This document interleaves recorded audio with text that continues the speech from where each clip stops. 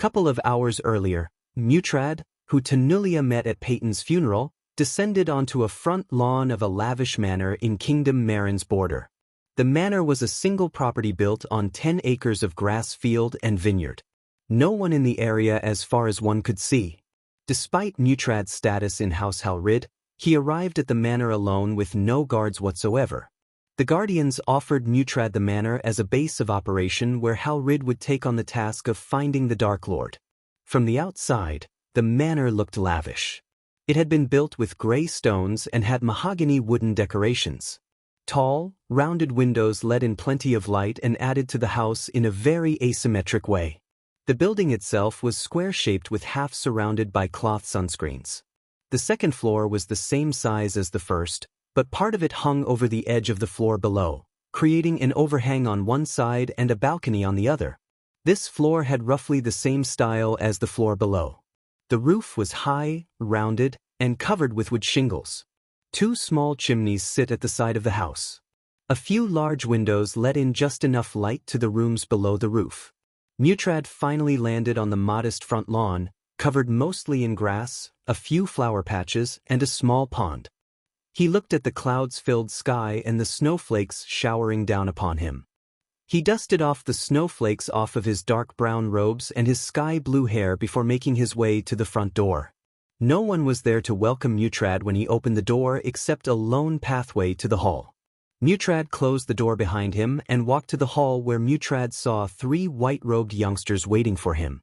The chandelier above let out bright white light to illuminate the empty halls as well as the whiteboard. The youngsters stood up from the sofas to greet Mutrad. Lord Mutrad, Lord Mutrad, Lord Mutrad. The 3 of them greeted Mutrad, but Mutrad just nodded without showing any signs of friendliness. "Remove your hoods and introduce yourselves," Mutrad said. He then turned around and waved his hand as a whiteboard familiar to the trio materialized before their eyes. They took a moment to see the contents on the whiteboard, but soon, they removed their hoods to reveal their faces. Among the 3, one was a golden-haired young woman and the other 2 were young men. "I was told there are 4 people in Operation New Dawn." The youngsters were surprised that Mutrad knew about a secret operation led by Peyton.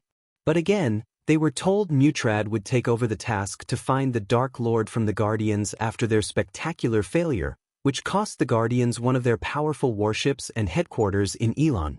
Moreover, the Guardians were still trying to navigate away from the storm created by the Dark Lord by exposing the Guardians' connection with the vampires.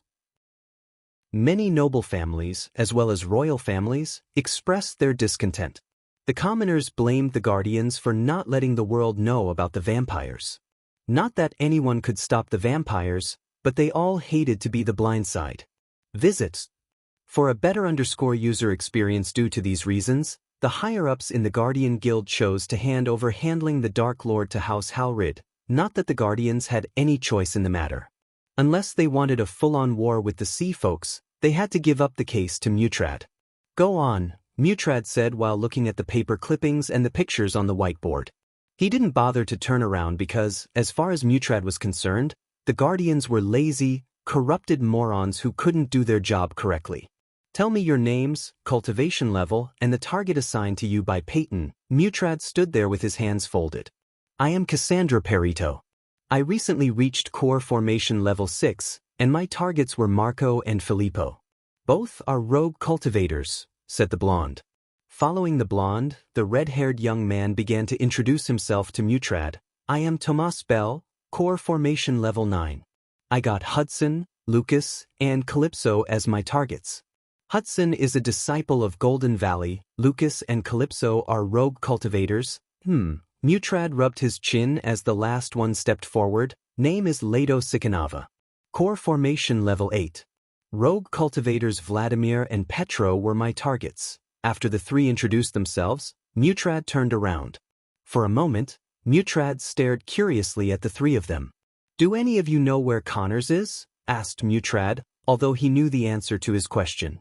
"No answer," Mutrad asked, looking at the 3 staring at each other, expecting the other to say something. "Do you know who his target was?" Mutrad asked, tilting his head. Considering the 3 of them were told to give their full cooperation to Mutrad whether they liked it or not, The girl didn't hide what she knew. She and Connors used to date at the time when Peyton put together a team for the Operation New Dawn. Although she and Connors broke up due to some differences, he revealed his targets to her. The latest episodes are on website. Ghost. To their surprise, Mutrad grinned upon hearing Cassandra. He slowly walked towards the trio and looked them in their eyes. Connors is dead, said Mutrad nonchalantly. Cassandra looked at the smiling Mutrad. When she locked eyes with him, she averted her gaze. She was afraid her relationship with Connors might be a hurdle to her rise in the Guardian Guild. Connors' death didn't affect her as much as the thought of being stuck at the bottom without any promotions. The eyes of the three were on Mutrad to see what he was about to tell next. Instead, Mutrad turned around. Ghost. Mutrad placed Michael's picture beside Gaia's. Afterward, Mutrad snapped his finger, taking a quill from his space ring. He started to put a cross on every one of their targets except Michael and Gaia. The trio had questions about why Mutrad crossed off the others but chose not to until he turned around again. When he did, Cassandra was the first one to raise a question. Lord Mutrad, why did you cross them off the board? Asked Cassandra. They are dead, Mutrad simply said, like it was a simple thing. Some of the targets were soul refiners. Still, Mutrad said they are dead. The trio wondered what could have killed them. However, soon they received a shocking answer from Mutrad. Someone put a bounty on their heads. As a result, they were hunted down. Except these two, Mutrad pointed at Gaia and Ghost. I have another suspect who could be the Dark Lord or related to him. Mutrad stunned everyone by sticking Noah's picture on the board. Noah Winston? The trio was stunned. Noah was the rising star of the Guardian Guild. Not only that, but he was also the youngest to sit on the Guardian Captain's chair. Saying Noah was an assailant to the Dark Lord, or worse, saying he was the Dark Lord, was nothing short of blasphemy. Mutrad had no right to accuse Noah of such a heinous crime. What do you know about Ghost before he comes to the river town? Nothing. He just appeared one day, right? Mutrad asked as his gaze swept across them. Visits. For a better user experience, the Dark Lord appears exactly 5 months after he arrived, Mutrad said. A month later, Jane Totonk had a quarrel with him, and 2 weeks later, she was killed and hanged from her own home. At the same time, there were also several victims, but they all died within Elon. Especially, within a day of flying distance from Rivertown. According to my sources, he went from a body refining stage cultivator to a fusion stage cultivator in just 19 months. Not even humankind's best of the bests have such monstrous cultivation speed. That's just the fact one. Mutrad began to walk left and right with his hands behind his back. Second fact. Connors went missing when he was tasked to deal with a senator in the southern continent. At the same time, a pirate captain dressed in black who could wield magic inside the void line appeared. Connor was last seen when he visited Senator Vibius. Coincidentally, Senator Vibius left the kingdom at the same time Connors went missing. The three of them heard rumors about someone who could use arch energy within the void line. At first, they thought it was just a ruse, but after hearing from Mutrad, they didn't think it was. Nonetheless, the piece of news startled them. Mutrad had all the resources of House of Halrid at his disposal, along with the Guardian's records. Using both, it wasn't tough to find everything about Connor. Although Peyton was on the right track to find the Dark Lord, she didn't have the resources or authority like Mutrad to filter the suspect list effectively. After all, it cost Mutrad 80 million to put a bounty on all the suspects, including Michael. So, just to be safe, Mutrad requested the Grim Reapers to send fusion stage Reapers after the targets. To Mutrad's surprise, only one survived, Ghost. Connor's soul suffered in agony in the last moments of his life. He was tortured brutally. Assume the magic wielder is the Dark Lord, and he was the one who kidnapped Connors. Why did he torture Connors? The Dark Lord took his time with Connors. But Mutrad directed his gaze to the three of them. Instead of asking Mutrad how did he know for sure that not only Connors is dead, but also he was tortured, the trio picked their brains to answer Mutrad. Deep down, they wanted to impress Mutrad so they could get a shot at a promotion. After all, they were handpicked by Peyton because they were power-hungry and eager to impress their higher-ups. He must have done something to piss off the Dark Lord, said Tomas. Can it be because Connors killed someone the Dark Lord cherished? Asked Mutrad with an amused smile. It can be, answered Cassandra. Jack Nerian, a disciple of the Sunrise sect who murdered by a mysterious bandit group near their sect. This is funny because there was no bandit camp near their sect at that time. Connors killed Jack, and as a result, he was tortured to death by the Dark Lord. All things being equal, the simplest is often the right one. The Dark Lord arrived after Ghost. Jane Totonk had a quarrel with Ghost and died. Connors, who killed Jack, disappeared and was tortured to death. The common thing between all these is Ghost. The latest underscores are on the website. But Lord Mutrad, Ghost was in the Nether Realm when Jane was killed? He even took the truth pill and proved his innocence. Leto raised his thought. He didn't kill doesn't mean he was innocent.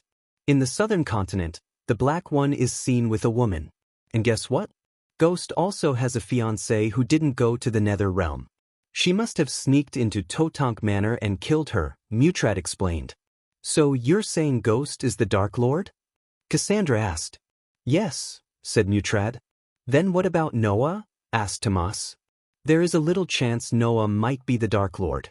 However, I am certain this guy has some sort of connection with the Dark Lord, Mutrad said. Although Mutrad didn't have enough facts to connect Noah to the Dark Lord, his gut feeling said Noah was somehow related to the Dark Lord. Now all he needed was to follow Ghost and prove him guilty. But he wasn't going to chase down the Dark Lord as Tenulia did. The Dark Lord might be the trinkets criminal Mutrad had chased because all Mutrad had was theories, not evidence. Without solid evidence, he wouldn't be able to deploy all the resources at his disposal. A small mistake could result in a calamity for the Arctic Hall. Unlike the Guardians, the higher-ups of the House of Halrid warned everyone about the Dark Lord and the threat he posed to the entire world. As a result, Mutrad was strictly ordered to investigate with utmost caution. I chose to share everything because of the same reason why Peyton chose you in the first. You three are the most power-hungry humans in the guild. You want to prove you're worth something. From now on, you three will work directly for me. As your reward for working for me, you will be placed directly under the Alpha Guardian of your choice, surpassing the position of Guardian Captain. The offer was beyond their expectation. Their eyes glistened, sparkling with excitement. Each of them would have done anything if Mutrad offered them a position of Guardian Captain, let alone a position under the Alpha Guardian of their choice. Being placed directly under an Alpha Guardian meant one thing: they could become the next Alpha Guardian one day. My sword is yours, Lord Mutrad. Cassandra was the first one to kneel down with her hands on her chest. Currently, Cassandra was tasked to monitor the nobles in Azair, which she considered a waste of time. She spent most of her time following nobles, watching them drink, harass people, and commit all sorts of heinous crimes. Guardian Captain Gerard gave her some of the worst tasks in the guild instead of tasks that could solidify her chance to become a Guardian Captain. Since Cassandra wasn't from a prominent noble family, she had to put up with Guardian Captain with the hope that someday her luck would turn. After hearing Mutrad, she had a feeling this was her way to get to the top of the hierarchy. Moreover, this wasn't an off-the-books operation. Therefore, each of them must be given some sort of reward. And a man like Mutrad didn't have a need to give them a fake promise. It'll be an honor to work for you, Lord Mutrad. Leto dropped to one knee and lowered his head like a loyal soldier. If someone made a list of the most racist people in the Guardian Guild, Leto would be in the top 10. He literally killed countless beastmen just because they weren't humans. His family was one of the biggest slave traders in Azair. Yet his racism went out of the window before a golden opportunity presented by Mutrad. He bent his knee to Mutrad, a sea folk, without a second of hesitation. The latest underscores are on the website. Unlike Cassandra, Leto didn't hate the task given to him by Gerard. On the contrary, he loved his task of destroying goblin nests throughout Elon. Since his family was in the slavery business, he captured all the goblins along with any other non-human races and sold them to nobles for a hefty price. The weak goblins were the perfect replacement for dummies to test spells and attacks. In fact, many nobles preferred live targets such as goblins and weak beast men over dummies. His family supplied thousands of goblins and beast men every year. Of course, the Guardians knew about this but didn't care less about the goblins or the beast men. If Leto could become the next Alpha Guardian or even a Guardian Captain, he could use the connection and authority to send several teams just to capture non-humans. In other words, he could treat the Guardians like adventurers. The only difference was Leto wouldn't have to pay the Guardians. "I am yours to command, Lord Mutrad." Finally, Tomas knelt down with his hand on his chest, like Cassandra. If Leto's family profited by trading in slaves, Tomas' family was in the business of mining and real estate. Even as a low-level guardian, Tomas used his status to force hundreds of commoners out of their lands. If a commoner decided to file a complaint against him or his family, they would simply disappear. Toman's family owned at least one mine in every kingdom in Azair. Suppose Toman became a guardian captain, his family would own almost all the mines. They would be also able to expand their business to Elon at that time finally. Putting the three of them to catch the Dark Lord was ironic. The three of them committed more crimes than the Dark Lord ever did. Good, Mutrad nodded. He knew the history of every single of them. To be honest, he couldn't care less who they were and what they did. Instead, all he cared about was catching the Dark Lord and killing him once and for all. "Rise," Mutrad said. He then turned around to look at the ghost's portrait on the whiteboard. The Guardians should have given Peyton more resources and protection. She almost cracked the case. Mutrad admired Peyton. He almost felt pity for Peyton. Given more time, resources, and protection, Mutrad had no doubt she would have proved Ghost as the Dark Lord. If she weren't getting close to the Dark Lord, he would have let the Guardians continue their goose chase. But, instead, he went to such lengths and took risks to kill Peyton and destroy Tenulia's warship, calmly said Mutrad. Just to be safe and create a controlled environment for his investigation, Mutrad hired Reapers to kill everyone on the suspect list. The Reapers killed everyone except one, Ghost. Now that Mutrad picked Ghost as his target, he would dissect everything about Ghost. Several moments later, Mutrad turned around and issued his first orders to each of them. Visits. For the best no_vel_ed_ng experience, Cassandra, the Sunrise sect is hiring teachers. Get the job. Mutrad handed over a golden parchment to Cassandra. He then turned his gaze to Leto. Get your family to become one of Ghost's biggest customers of Majestic. When the time comes, represent your family and meet him. As you wish, my lord, Leto bowed. Tomas. Mutrad looked at Tomas. You're to leave for the southern continent and establish yourself as a pirate under Pirate Lord Corey. Take this. With a flick of his wrist, Mutrad took out another golden parchment from his space ring before handing it over to Tomas. The latter opened it to see the map of Giselle and a cross. You will meet my contact there. He will give you all the necessary tools to survive. After issuing orders to them, Mutrad gazed at them. If you have any issue, you can back out now. As Mutrad expected, none of them dared to open their mouths. Visits. For a better user experience, remember, under no circumstances you're to approach Ghost or the Black One in the southern continent. The last time Guardians underestimated him, he played you for a fool, destroyed your headquarters, and killed one of your best. Unlike Tenulia, Mutrad didn't dare to underestimate Ghost. Until Mutrad was sure Ghost had no way to escape, he wouldn't make a move against him. There were still too many things he didn't know about Ghost. In fact, none of the Guardians had any idea what he was capable of. Without knowing every aspect of his power, he wouldn't be able to catch the Dark Lord. Moreover, if a single word of what I said went out, I will wipe you and your family out of this world. Trust me when I say this, I don't make threats. I make promises. Mutrad's voice became colder to the point the three of them felt shivers running through their spines. His eyes glimmered as they could see the murderous intent in Mutrad's eyes. Because Elon and Azair were still affected by Hydra's cry, no one was able to see Mutrad's cultivation level. They would be startled by his fusion stage level 10 cultivation if they could. We wouldn't dare, Lord Mutrad, Cassandra sternly said. Now leave. Make sure no one follows you, Mutrad said and waved his hand as the whiteboard disappeared from the hall.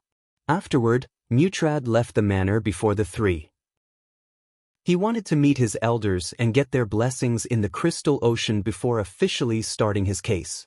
Do you really think Ghost is the Dark Lord? After Mutrad left the manor, Leto asked the other two. What he said made sense to me. But I didn't get why he feel Noah had something to do with the Dark Lord, Tomas answered. Whatever it is, I am pretty sure we will figure it out soon. I heard the seal folks are smarter than us. Now I know it's true, Cassandra admired Mutrad. He has more resources and authority than Peyton or we ever had. Do you think Guardian Captain Gerard would let us do anything without a pile of paperwork and shit like that? Leto complained. Speaking of Guardian Captain Gerard, rumor is that he stopped cultivating and starting to drink too much ever since Peyton died? What's the story with that, huh? Cassandra asked. The latest underscores are on _the website. Don't you know? He was in love with Peyton. One of my servants saw both of them together in Ruby Cuisine one day in Wuxia, said Tomas. Oh shit. So he was in love with her. Now I know why he agreed to Peyton to start the off-the-book operation in the first place. She was his sweetheart, chuckled Cassandra. That's not all. After her death, he was drinking and blaming Noah for her death at Nightshade one day. I don't know the full story, but we can expect Gerard to go against Noah soon. Chapter 607. A celestial being back in the Shadow Realm. The dark sky split open suddenly. A vortex appeared out of nowhere and swirled rapidly in the sky. This wasn't anywhere close to where Michael was earlier. Instead, the vortex appeared on the other end of the dungeon, where the vampires and the skinless creatures emerged from the Queen's homeworld. The walls had countless holes from where the skinless creatures crawled out to see the vortex in the sky. Hiss. The skinless creatures hissed at the vortex while the vampires materialized out of thin air. Unlike the vampires Michael fought, these were monstrous creatures. Each of them stood 7 to 8 feet tall, with shark-like teeth, and covered themselves with robes made of solidified blood. As soon as the skinless creatures noticed the vampires, they stopped hissing to kneel down. Although the vampires had their faces covered, one could see a tinge of fear in their red eyes. For some reason, the vampires shuddered to look at the vortex. They could all feel a tremendous power coming through the vortex. He is coming. Suddenly, the demonic voice of the Queen resonated in the area. Her furious shout made the vampires drop to their knees. Afterward, a silhouette of a woman gradually formed near the vortex. The Queen! Our goddess! The vampires raised their hands and prayed in their own language at the silhouette. The black smoke was almost finished forming the silhouette when a shock wave appeared from the vortex and blasted away the silhouette. After the silhouette faded into thin air, a loud bark echoed through the dungeon walls. As soon as the vampires heard the bark, they trembled. The bark contained enough force to melt down a few skinless creatures like wax statues. The skinless creatures hissed violently as the vampires bore their teeth, revealing their long bloody fangs. They were all poised to attack whatever comes out of the vortex. The amount of pressure coming out of the vortex nearly crushed the skinless creatures and the vampires. So I am back to this hellhole? Following the bark, a calm voice resonated from the vortex. The vampires and the skinless creatures took a step back, sensing the pulsing energy in the air. They even shivered. As they backed away, a figure dressed in black stepped out of the vortex. As a result, the vortex gradually faded away. The figure who walked out of the vortex gazed at the skinless creatures and the vampires on the ground. Just like Michael, he was also dressed in full black.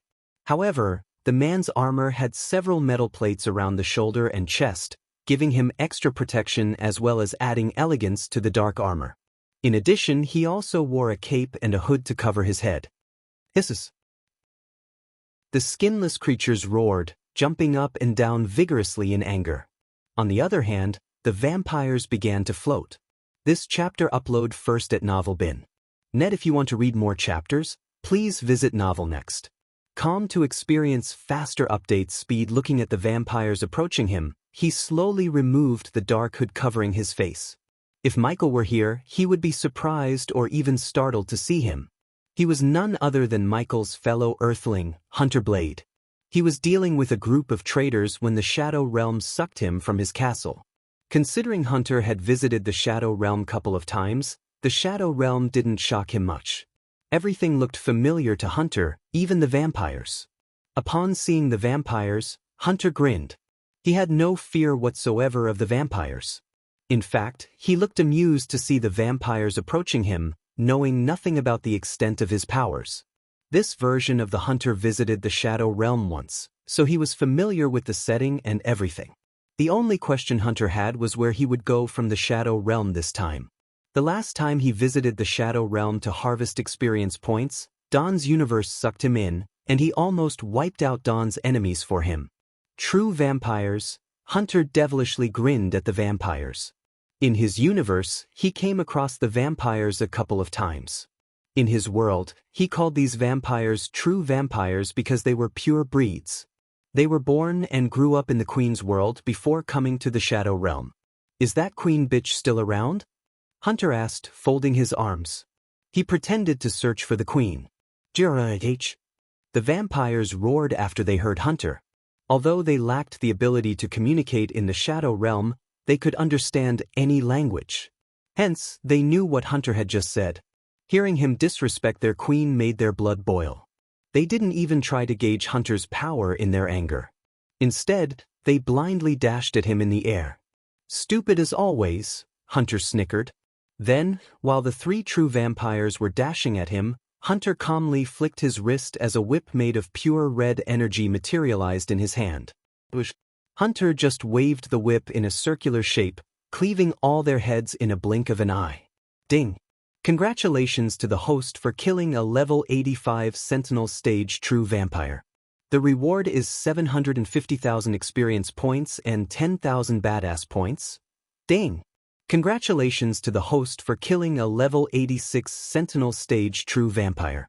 The reward is 800,000 experience points and 20,000 badass points. Ding! Congratulations to the host for killing a level 87 Sentinel Stage True Vampire. The reward is 850,000 experience points and 40,000 badass points. So weak, Hunter disappointedly shook his head. The number of experience points he received was so underwhelming. But again, Hunter didn't expect too much from the weaklings.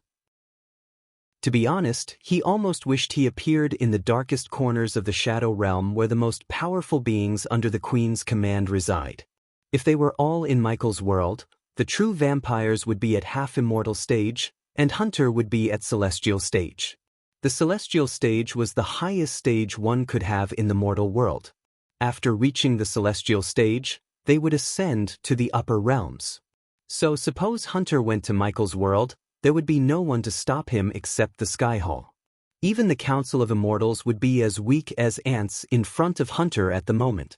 After cleaving 3 heads, the energy whip radiated a low-pitched whistling sound. It craved more blood. For now, Hunter chose to ignore his weapon. System, why am I here? Find me a way out, Hunter ordered his system. The system requires 3 million badass points to complete the task. This chapter upload first at NovelBin. Net if you want to read more chapters, please visit Novelnext.com to experience faster update speed. Take it? Hunter said like 3 million points were nothing to him.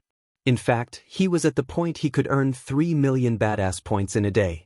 His criminal empire rewarded him with passive income enough for him to literally do anything. But even then, Hunter craved more power and more points. After all, Hunter still had powerful enemies to deal with in his universe. Therefore, coming to the Shadow Realm was like a nice vacation for him. Seeing the headless bodies hitting the ground, the 6 remaining true vampires roared. Where is that bitch anyways? Hunter antagonized the true vampires once again to rile them up. Otherwise, they might use their brains and form a strategy to fight him. This way, they would be furious and jump straight into battle without any plans in their minds. As far as his experience with the true vampires went, they were not mindless idiots. Before he came up with a way to destroy them, the true vampires were one of the most formidable opponents in his world. Hunter may be powerful, but he never underestimated his enemies. That was how he survived to this date. The true vampires stomped the ground and shot towards Hunter at the speed of a lightning flash. However, in Hunter's perspective, they moved as slow as a sloth. This time, he flicked the whip's hilt as the energy whip transformed into a scythe. The blade glimmered in crimson red as though it was forged with ruby, and the hilt looked metal black. With the scythe in his hand, Hunter resembled a reaper. Hunter just swung the scythe, cutting the vampires in halves from their hips. The blood gushed out as 6 halves slowly fell to the ground. The vampires didn't even realize how they died. Ding! Congratulations to the host for killing a level 85 Sentinel stage true vampire. The reward is 750,000 experience points and 10,000 badass points. Ding! Congratulations to the host for killing a level 86 Sentinel stage true vampire. The reward is 800,000 experience points and 20,000 badass points. Hunter ignored the system notifications ringing in his head. Instead, he looked down on the army of skinless creatures crawling out of their holes. Let's have some fun, Hunter smirked as the scythe disappeared from his hand.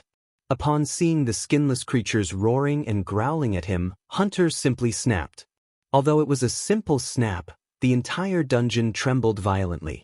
Afterward, a bright light appeared in the sky directly above them. The skinless creatures closed their eyes due to its brightness, but soon, what started as an orb of light grew big enough to make Hunter look puny near it. In a blink of an eye, Hunter created a meteor to drop it on the skinless creatures. At this point, I just feel pity for them, Hunter devilishly grinned, contrary to his words. The next moment he snapped again as the meteor soared through the air and landed in the middle, creating a massive mushroom cloud. The impact could be compared to a mini nuclear bomb. The system has completed its task. When the host is ready, the system can teleport the host out of the Shadow Realm. I am ready. Hunter didn't even bother to stay in the Shadow Realm to see the skinless creatures burnt to ashes. Instead, he wanted to get out of here to see where he would go next. It would be nice to see Ghost again. Hunter smirked as a bright light enveloped him. Chapter 608.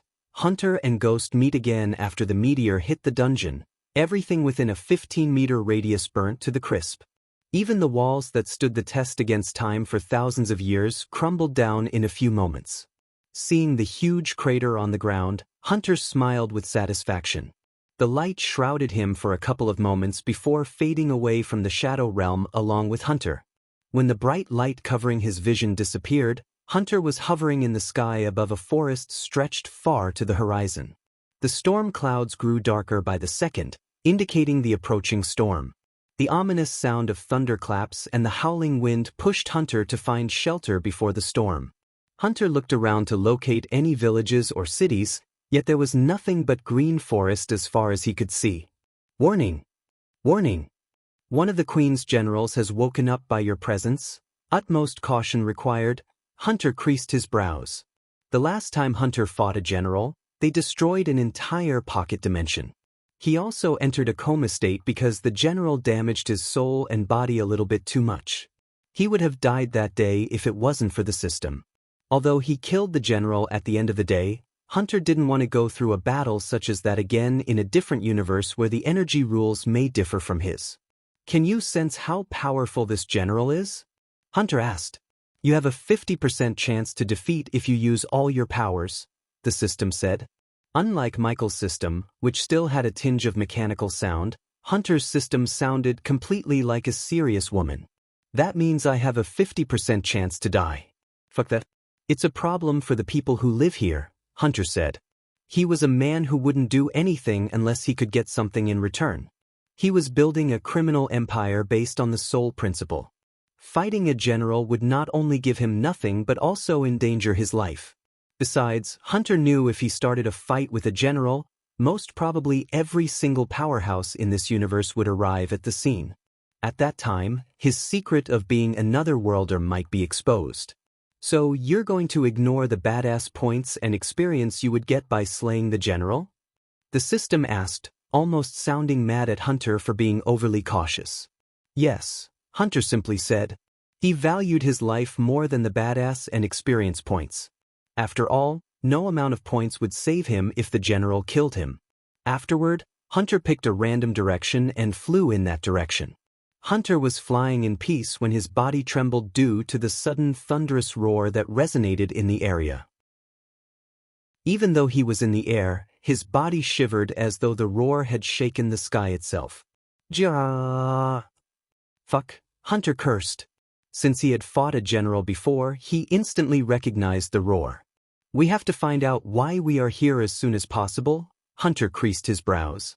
Every time the Shadow Realm sucked him out of his universe and spat him into another, he had to complete certain tasks. Even the system had no control over traversing throughout universes. Therefore, he knew that until he found out the reason why he was in this universe, he wouldn't be able to return to his world. This chapter upload first at Novel Bin. Net, if you want to read more chapters, please visit Novel Next. Calm to experience faster update speed, he closed his eyes for a second as two majestic wings spread out from his back. The wings were enveloped in crimson-red flames, almost making them look like they were made of fire. With a single flap of his wings, he flew forward at speed closer to the speed of sound, leaving a fiery trail behind him in the sky. After flying for a couple of minutes, Hunter noticed a bolt of lightning shooting towards the sky from the ground. Hunter rubbed his chin before flapping his wings once again. Instead of flying away from Hunter, he noticed the golden lightning bolt approaching him. In a few blinks of an eye, Hunter and the lightning bolt met in midair. Hunter! Hunter heard a familiar voice calling by his name. Soon, the lightning bolt turned into a black-robed youngster. Ghost, Hunter grinned, looking at his fellow Earthling. Gradually, the flaming wings faded away out of existence. What the hell are you doing here? Michael asked Hunter. After exiting the ruined castle, Michael stepped into the forest when he suddenly felt a strong surge of power in the distance. To his surprise, the system urged Michael to locate the power source. He was about to leave the castle when Michael heard the thunderous roar that made the castle completely collapse. He followed the roar's direction but never expected to find Hunter Blade in the middle of the sky in a million years. However, due to Michael's recent visit to Hunter's universe, he could tell this time Hunter was the one who must have traveled to another universe. You tell me. The Shadow Realm sucked me from an important meeting and spat me here. And that shout I heard a moment ago, it's fucking General of the Queen, damn it, Hunter saw Ghost rubbing his temples. Hunter quickly tried to peek at how powerful Ghost was in his own universe, but surprisingly, Hunter was unable to see Ghost's power level. So, as his next resort, he tried to summon the system, only to realize the system had entered into an offline state for some reason. You've gone offline now? Fuck you, system, Hunter cursed inside. Why do I have this feeling your appearance is somehow connected to the Hydra waking up? Michael asked Hunter. It probably is. If you're lucky, you guys might have a day or two before the general leaves its tomb, said Hunter. For a few moments, Michael remained silent, thinking of a way to deal with the Hydra. He might be at the fusion stage, but according to the system, he had no chance against it until he reached the half-immortal stage. Luckily, with the skill Michael bought in the Shadow Realm to convert the cultivation stages to match the cultivation stage in his world, he was able to tell Hunter was stronger than a half-immortal. If I could use Hunter to deal with the Hydra, I might survive this without destroying this world, Michael thought to himself. Ghost. Suddenly, Michael heard the voice of Cain. The last time Michael heard from Azazel, he said Vidora was in seclusion. It seemed like they had to come out because of the Hydra's shout. Give me a sec, Michael said to Hunter and flew a couple of meters away from Hunter. The Hydra. It's calling us? What do you mean calling you? Michael furrowed his brows. He wants us to meet him. Otherwise, he's saying he will destroy this world. We have 6 hours to meet him in the Stormville Mountain, said Cain. What do we do? Iag asked Michael. This chapter upload first at Novel Bin. Net, if you want to read more chapters, please visit Novel Next. Calm to experience faster update speed, we have no choice, said Michael. If the Hydra comes out of Stormville Mountain, it would definitely destroy the world Michael has been trying to control. He had put so much effort just to let a Hydra destroy it. Although he could just stand by and watch the Hydra destroy everything, including his enemies, there wouldn't be much left of the world after it was done. Besides, it would most certainly enslave him or just kill him. Therefore, Michael chose to go meet the Hydra instead of waiting for it to kill him. He wouldn't have come to this conclusion so quickly if it wasn't for Hunter. "They'll be there in a few minutes. Get ready to meet the Hydra," Michael said. Then he turned around to see Hunter. "I assume you have a plan to stop the general?" asked Hunter. "Might be." Seeing Ghost dragging his words, Hunter knew his plan must have something to do with him. "But you need my help. Am I right?" Hunter sighed. It was Michael's bad luck that he had to ask for Hunter's help. But again, it was no one's fault that the Shadow Realm teleported Hunter to his universe, which caused the Hydra to wake up. If Michael had to blame someone, he should blame the Queen for creating such an abomination and putting it in his universe. Remember, you can't leave this universe until you complete the task given to you by the Shadow Realm. Hunter's system chose to come out of its offline status for a moment to instruct Hunter. Also, if the general wanted you dead, it would have started a battle as soon as you entered this universe. "So quit being a pussy and be a badass," says the one who went offline. Hunter ridiculed the system but received no response from it. Since the system itself urged him to face the general, Hunter decided to trust Ghost's plan. After all, he was the #1 assassin back on Earth. So Hunter was positive Ghost could come up with a plan that would include not dying. "So what's the plan?" Hunter asked Michael. "Well, since we are both familiar with traveling to another universe, we know you can't get out of here until you get your task done." "No shit," said Hunter. "It's safe to say the Hydra has something to do with your task. So, why don't we go meet it in person?" But as soon as Hunter heard Michael, he was taken aback by surprise. He furrowed his brows. "You want to go meet the general? That's your plan?" Michael nodded as Hunter let out a heavy sigh. "Tell me you have a backup plan," asked Hunter. Michael looked at Hunter and smiled. Although Hunter looked like he was following Michael's plan, he had a plan of his own in case Michael's plan failed. After all, Hunter built a powerful criminal empire from scratch on his own. He was not stupid to follow Michael into the Hydra's den just because Michael was from Earth. On the other hand, Michael also knew Hunter must have another plan of his own. Simply put, they were using each other to finish their own tasks. Chapter 609. Meeting the Terrifying Hydra. Meeting the Terrifying Hydra. Hunter and Michael flew towards the Stormville Mountain in silence. When they saw the mountain on the horizon, Michael halted his flying. "Wait a moment," Michael said. Hunter just nodded as Michael disappeared from his sight. "Teleportation," Hunter muttered. While he was waiting for Ghost to return, he stared at the ominous mountain on the horizon. The mountain reminded Hunter of Mount Doom in Lord of the Rings movies. The storm clouds and flashes of lightning decorated the mountain. Stormville Mountain. A fitting name, Hunter nodded. Although he was floating far away from the mountain, he could feel the terrifying energy coming from within the mountain. He didn't like the mountain or the general residing within at all. However, Hunter had no choice.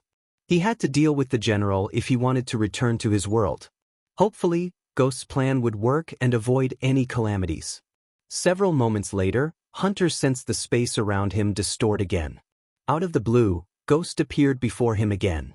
This time, he appeared with a 3-headed Hydra in his hand. To Hunter's surprise, he felt the same energy as the general from the little Hydra. "Fuck!" Ayag's eyes went wide when she saw Hunter. Compared to Ghost, the new guy's energy radiations were on another level. They could tell he was most certainly stronger than any fusion stage cultivation. Nonetheless, they had no idea Hunter was at the celestial stage, above half-immortal and immortal stage. "Kane, Sarba, Ayag, meet Hunter." Michael introduced Hunter to Vidora. "Why do I sense a different kind of energy coming from you?" Sarba asked.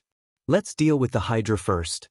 Then, we can get acquainted." Michael interjected Vidora before they could nag Hunter. Hunter grinned at the 3 heads before following behind Ghost. The closer he got to the mountain, the denser the energy in the air became. Of course, he would be lying if he said he wasn't terrified of the general. And he was positive Ghost was also feeling the same. But for now, Hunter shoved any fear he had to the back of his mind and landed on the cave's mouth, leading to the mountain's center. This chapter upload first at Novel Bin.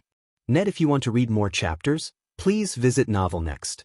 Calm to experience faster update speed. After telling Hunter to wait, Michael didn't directly go to the dark forest to pick up Vidora. Instead, he teleported to Stormville Mountain so he could clear all the undead mining the mountain. Since Maxine was preparing for Heinberg's funeral, no one was in Stormville Mountain except them. Following Ghost, Hunter entered the dark cave. On his way to the center, Hunter noticed several mining tools, footsteps as well as a few glowing crystals glowing from the walls.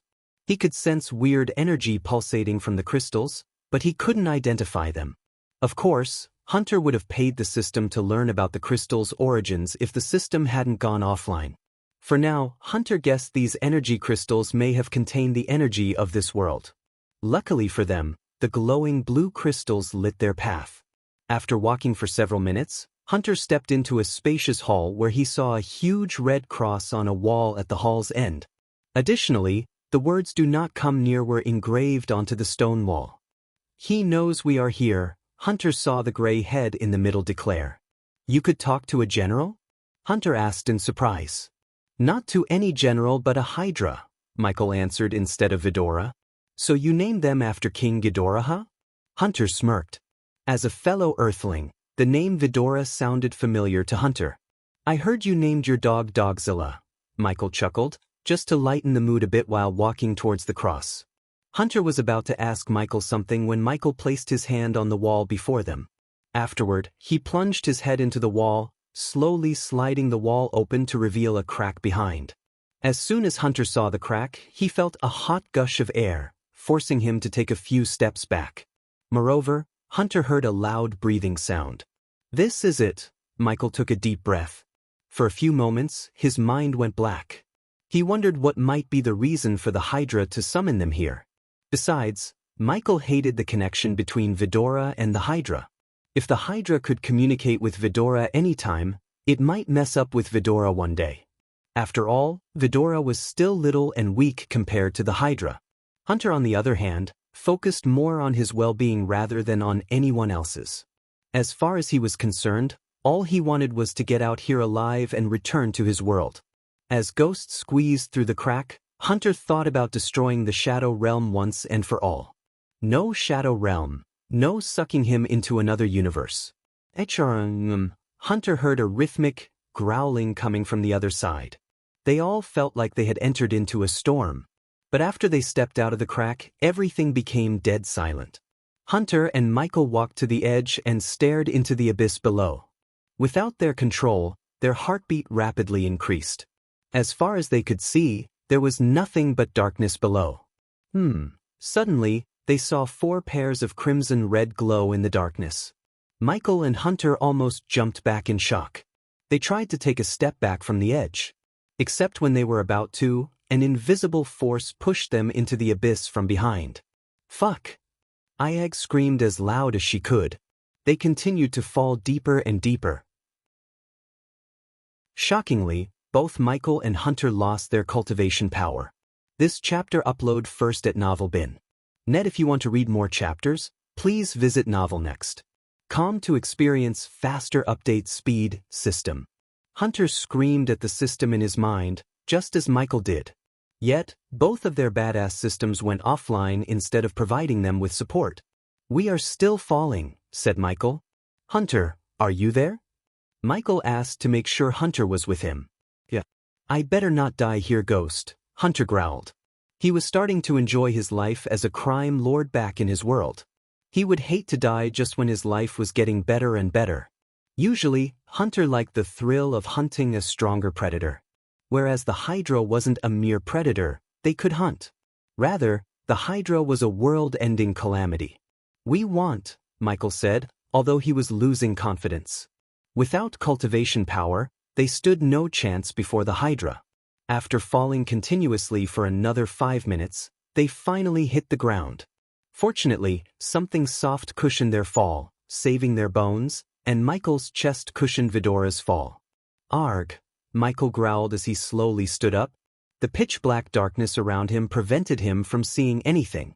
He heard another growl, probably belonging to Hunter. For a few moments, the eerie silence sent chills through their shivers. Michael listened to the surroundings closer, expecting the Hydra to show up any second. Otherworldlers, all of a sudden, a thunderous voice resonated around them. The ground literally began to tremble as a dim crimson-red light lit the abyss. In the red glow, they saw a massive object that looked like a metal tower. It took Michael a few seconds to realize that it wasn't a metal tower but a nail. While in utter shock, Michael saw Hunter slowly making his way to his side and joined him, looking upwards. Their necks began to hurt, but they simply couldn't see the Hydra's head. Instead, they could only see giant scales. If Michael had to guess, he would say the Hydra stood at least 250 meters tall with a wingspan of 150 meters. In the dim crimson light radiated by the Hydra's eyes, they saw the metallic black scales and red wings. This Hydra made King Ghidorah look like a puppy in Michael's eyes. It's huge. Hunter's jaw dropped several inches, his eyes widened, and several beads of sweat formed on his forehead upon seeing a small glimpse of the Hydra. "You have something that belongs to me." The Hydra's voice sounded louder than a thunderclap. Unfortunately, it was difficult for both Michael and Hunter to decode the words, as the words coming out of the Hydra's mouth were simply too horrifying. Initially, Michael imagined he might meet the Hydra face to face. Although he knew it was huge, he had never expected the Hydra to exceed his imagination by several folds. The size of the Hydra itself scared the hell out of Michael. Still, he hadn't seen the full form of the Hydra, but what he saw was enough to make his legs tremble. On the other hand, Ghidorah was speechless, just like Hunter. The Hydra was beyond any cultivation stages. To be honest, Hunter didn't think they could take on the Hydra even with their cultivation power. If the Hydra wanted, it could crush them with its toe. Now Michael realized how a single Hydra could make an entire continent void of any arch-energy. Without any spell or energy attack, the Hydra could destroy cities just by walking through them. Swallowing the fear in his heart, Michael tried to gauge Hydra's cultivation stage. Yet no matter how hard he tried, he simply couldn't. How could he sense the Hydra's power when the Hydra was beyond any cultivation stages in Michael's universe? It took a moment for him to realize the Hydra didn't belong to this world or his universe. What? Michael tried to talk, but no words came out of his mouth. So he cleared his throat before speaking again.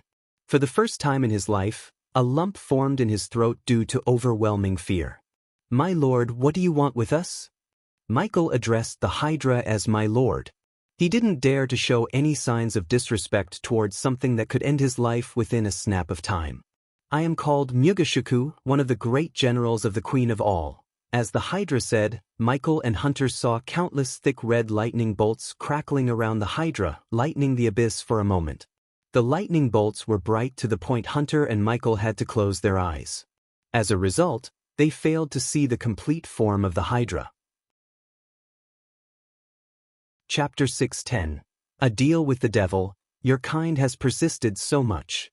Famine, wars, and even the test of time. The Hydra calmly spoke in its growling voice. However, this voice seemed slightly different than the voice before. Since Michael knew Ghidorah and how each head had its own voice and personality, Michael could tell the voice changed because of the different heads. There were 8 crimson-red eyes, which meant unlike Ghidorah who had 3 heads, Mugashiku had 4 heads. "Do you know why human?" Mugashiku asked Michael and Hunter. They both felt like the Hydra's been looking at them. "No," Hunter doubtfully said. "Because your kind adapts. You know where to bow your heads and where to raise your hand." Another slightly soft voice compared to the first 2 voices. "What do you want?" Ayag raised her voice despite standing in front of a being like Mugashiku. Unlike the rest, Ayag wasn't afraid of the Hydra. But as soon as she raised her voice, Michael and Hunter wanted to grab her and shut her mouth close. Haha. To their surprise, the Hydra burst into laughter, which gave Michael and Hunter a heart attack. They dropped to the ground, curled into a ball, and twitched. Hunter and Michael desperately called out their systems to teleport away or a way to escape the abyss. "Stop!" Ayag suddenly shouted, destroying the laugh's power completely. Finally, Hunter and Michael were able to breathe. Breathing heavily, Michael and Hunter picked themselves to their feet. "This is the reason my kind was wiped out from our universe. We are not adaptive.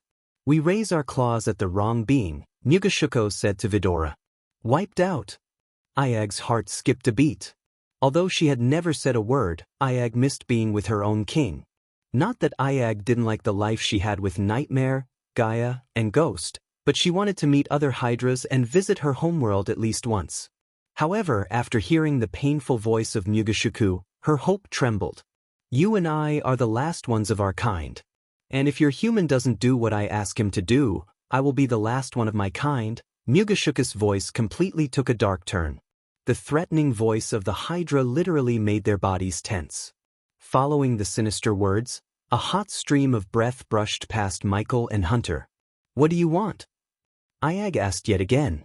But instead of answering her question, the Hydra slightly moved its claw as a bright light shot out from above and landed on Vidora.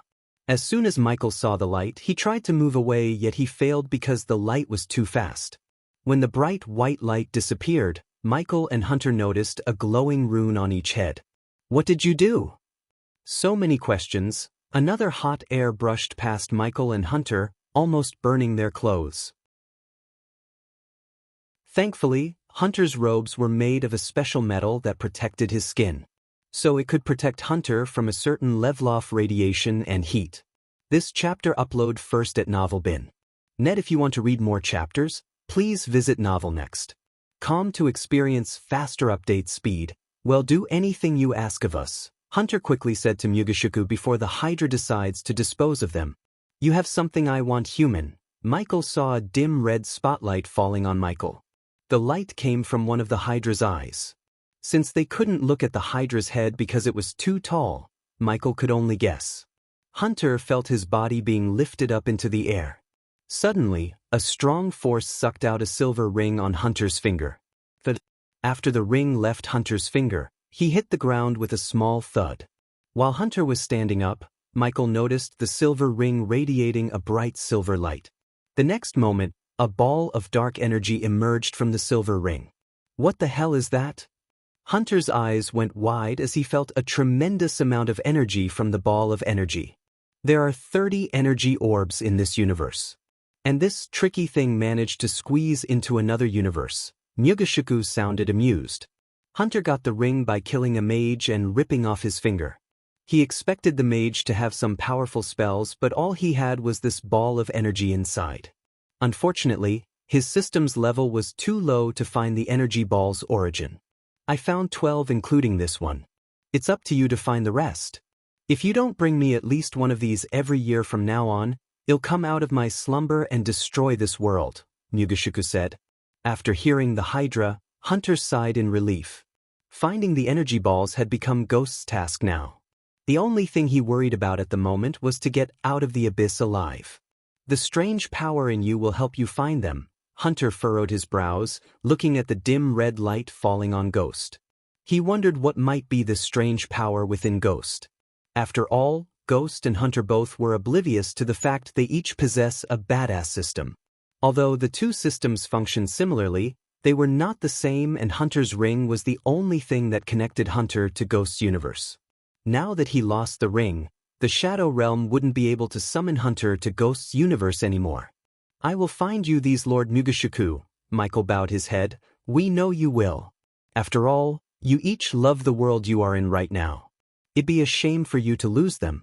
The Queen's generals are everywhere humans. We reside in every universe there is, Mugashuku said. Then, the red light falls yet again on Hunter. Even if you had killed one, there is always another one. Hunter felt a chill after hearing Mugashuku. He couldn't help to wonder if there was another general in his world. Even if that was the case, Hunter would hunt it down just like before. After all, he could always get stronger with the system. One day, he might return to this world and rip the Hydra's heads off one by one just because he felt like it. But for now, Hunter remained silent without provoking the Hydra, just like Michael. Tell us about our homeworld? Sarba mustered his courage to question the Hydra. Leave. Instead of an answer, all they got was a thunderous roar from the Hydra. This voice sounded more demonic, evil, and terrifying than all the voices before. The fourth head, Michael muttered. This chapter upload first at NovelBin. Net if you want to read more chapters, Please visit novel next. Calm to experience faster update speed as the roar reverberated in the abyss, they were sucked upwards by an invisible force. Michael held onto Vidora tight, flinging higher and higher. When they reached the top, they regained their cultivation power. Phew, that's terrifying. Hunter let out a heavy breath of a sigh. In his whole life, he had never seen such terrifying creature, and he had seen a whole lot of scary creatures and killed most of them back on his world. Now that it took my ring, I think the Shadow Realm will suck me out of here soon, Hunter said, almost sounding a bit disappointed. To be honest, Hunter would have liked to stay in this whole new world for a few more days. He wanted to see if he could get something valuable from this world and bring it to his. Before you leave, can you do me a favor, Hunter? Michael asked. A few moments ago when Yugashuku took Hunter's ring, Michael had thought. Since Hunter belonged to a whole new universe and the chances of him returning to this universe were pretty slim, Michael wanted to do something that could help him against the sea folks who were apparently hunting him now with the Guardians. To this moment, Michael had no idea that Mutrad marked him as the Dark Lord and started to hunt him in the shadows. However, if Michael's plan with Hunter worked, not only it would ensure his safety, but it would also prevent anyone from suspecting him of being the Dark Lord. What's in it for me? Hunter asked.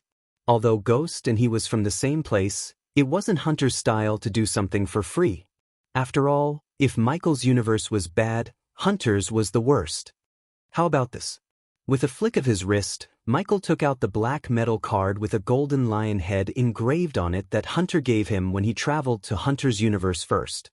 According to the Hunter Michael met, the card would enable Hunter to visit Michael's world if a general of the Queen broke out to destroy their world and vice versa. My calling card. Hunter remembered he gave this card to Ghost a couple of years ago.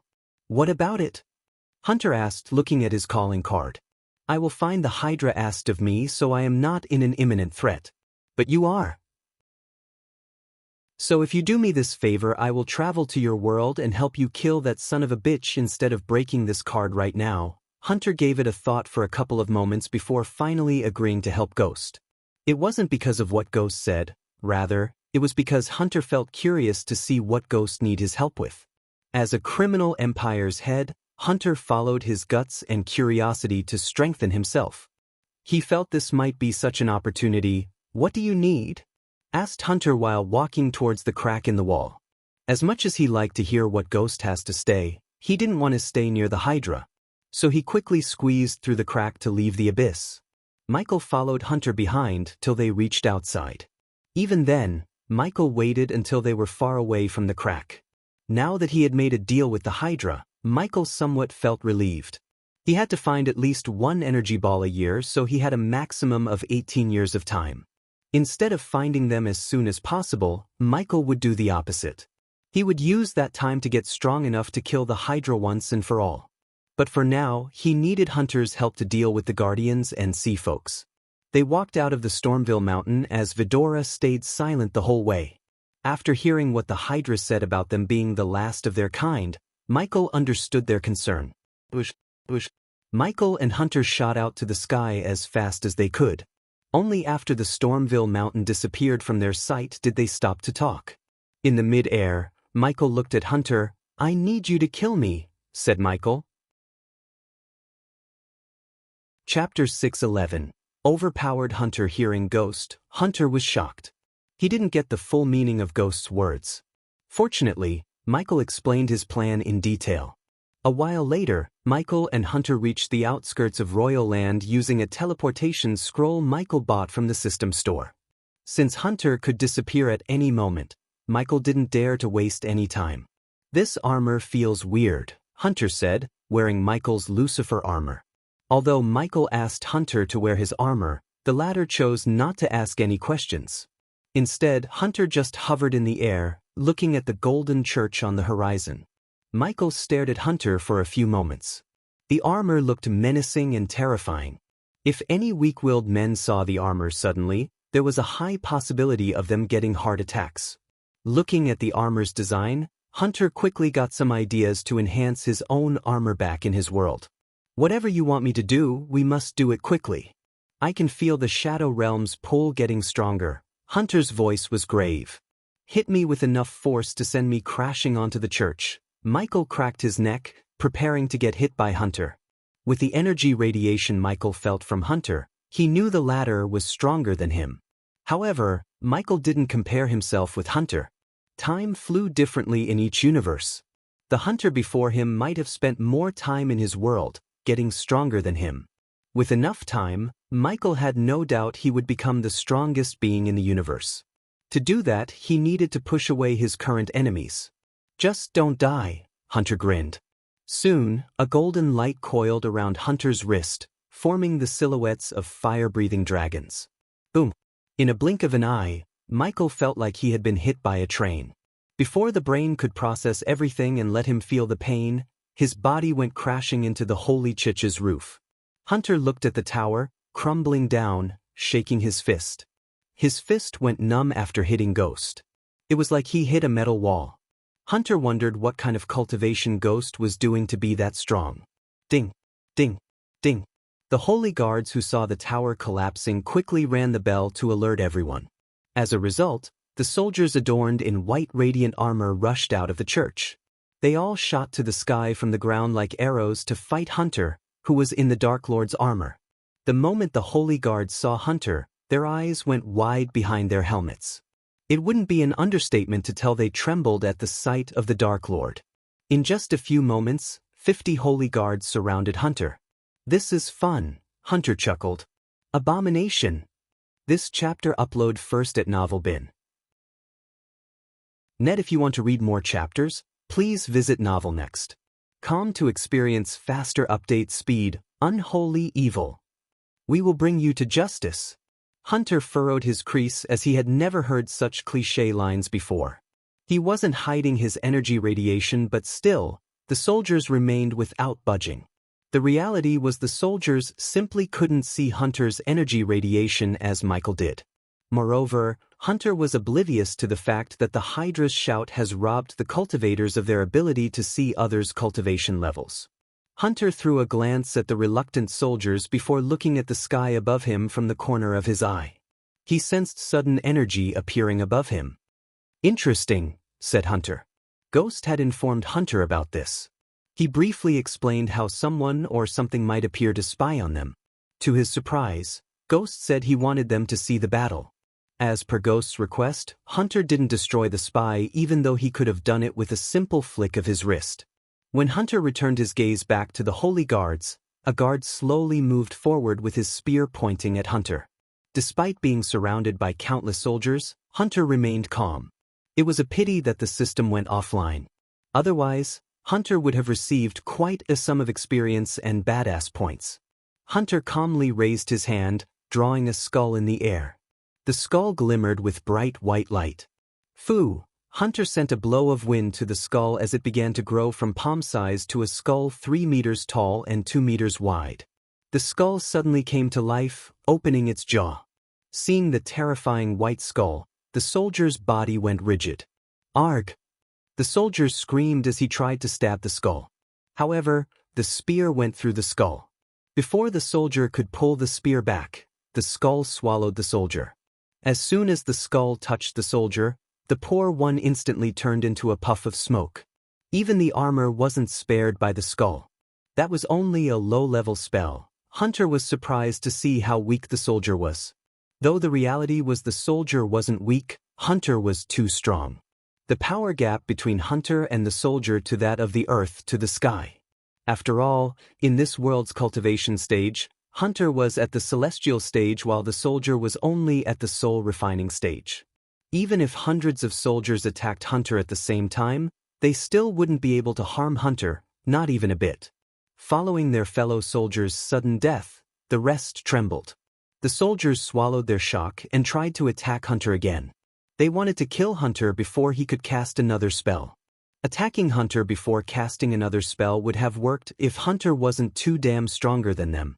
Simply put, Hunter didn't even need to cast spells. Instead, he could just crush them with sheer physical strength alone. Hunter tilted his head with an amused smile on his face. He was pondering what spell he could use to kill them or just simply crush them to death as he would do to the traitors in his criminal empire. One after another, the soldiers standing behind the soldiers with spears started to cast the spells. In a few blinks of an eye, Hunter saw all kinds of shapes and symbols glowing in the clear sky. "Quiet the fireworks," Hunter said amusedly. Snap. Hunter just snapped his finger as a powerful sonic wave destroyed everyone around him, including the spellcasters. From the Holy Church's front lawn, Michael saw the bloody mist in the sky. He asked Hunter to put on a show but never expected Hunter to slay the holy guards with a single snap. "Your Holiness." Michael turned around to see His Holiness chanting something under his breath. It didn't sound like a spell but an actual prayer to his gods. Yet Michael doubted any prayer could save His Holiness if Hunter decided to take him out. As far as Michael had witnessed, Hunter could destroy the church in a few mere moments. "Your Holiness, get to safety. His target is me. You go somewhere safe." "It's too dangerous here," Michael said gravely, pretending he cares more about His Holiness than his own life. This chapter upload first at Novelbin. Net. If you want to read more chapters, please visit Novelnext.com to experience faster update speed. Ghost, accept your sentence. Hunter's thunderous roar shook the church like an earthquake. It was a signal both Michael and Hunter agreed upon. Suppose Hunter felt he was going to disappear soon, Michael asked him to threaten him as loud as he could. "I will buy you some time, Your Holiness." The old man was still praying with his eyes closed. The holy guards around the old man wanted to take him away from the church to the secret bunker. However, the old man didn't budge an inch. Instead, he tried to strike down evil with his prayer. Sling.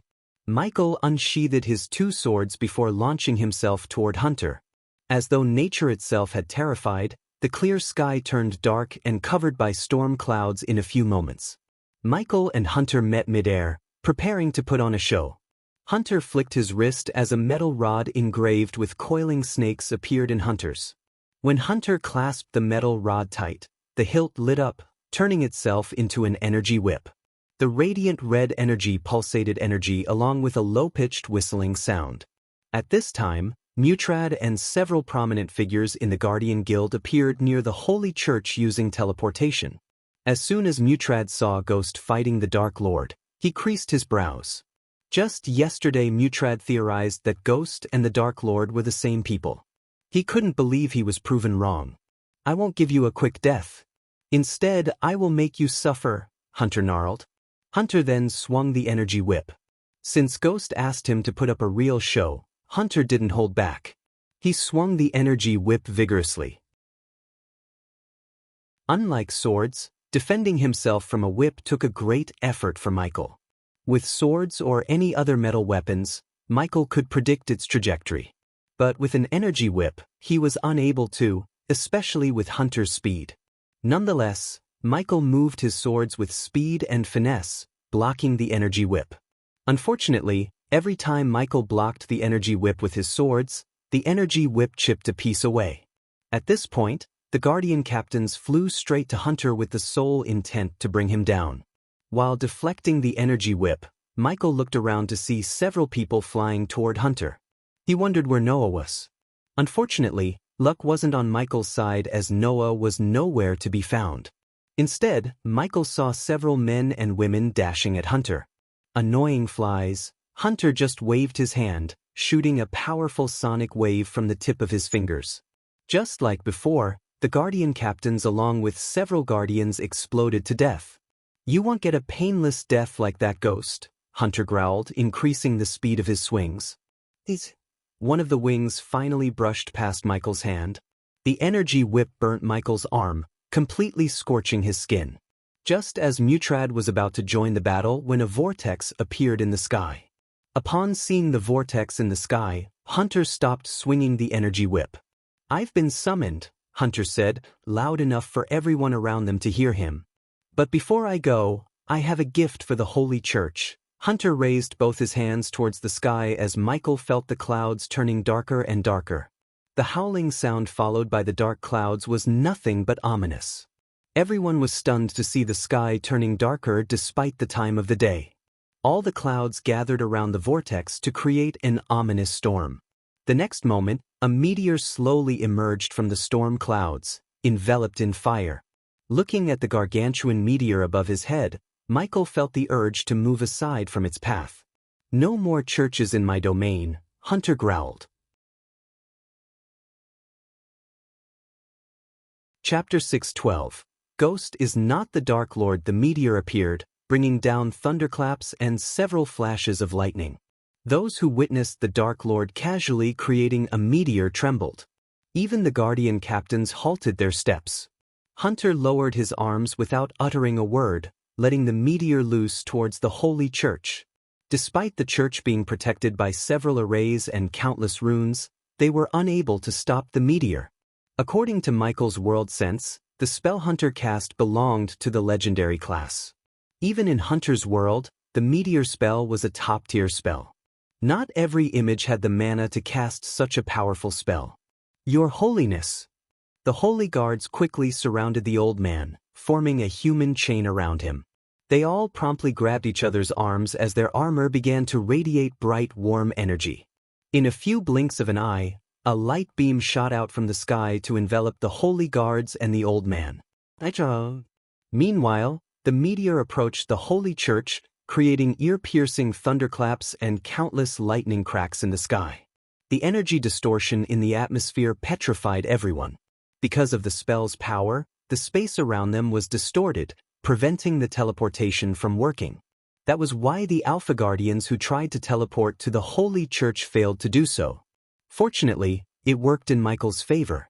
Too many Alpha Guardians and powerful people might result in more suspicion. The meteor crashed onto the Holy Church as Michael saw the golden dome around the church flicker vigorously before finally fading away. Under the burning meteor, the church crumbled into pieces.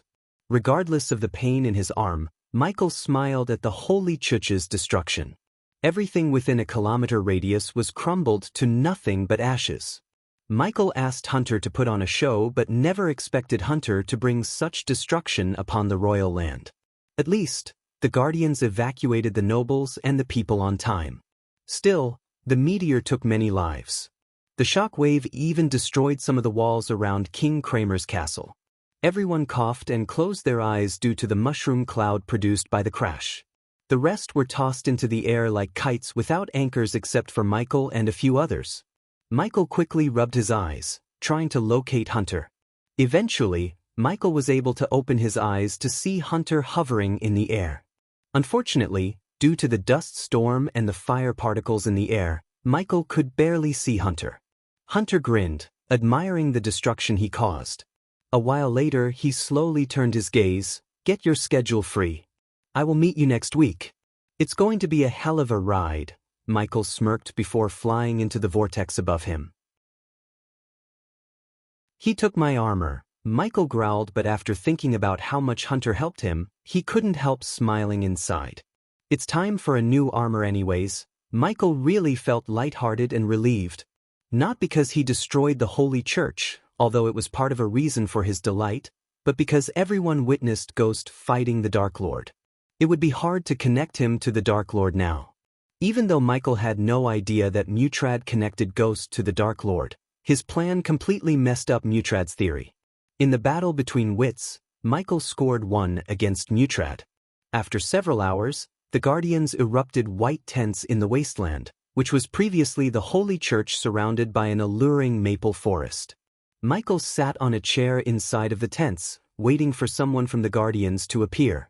A couple of holy guards and guardians, both were at the soul refining stage, stood guard on each core of the square tent, protecting Michael.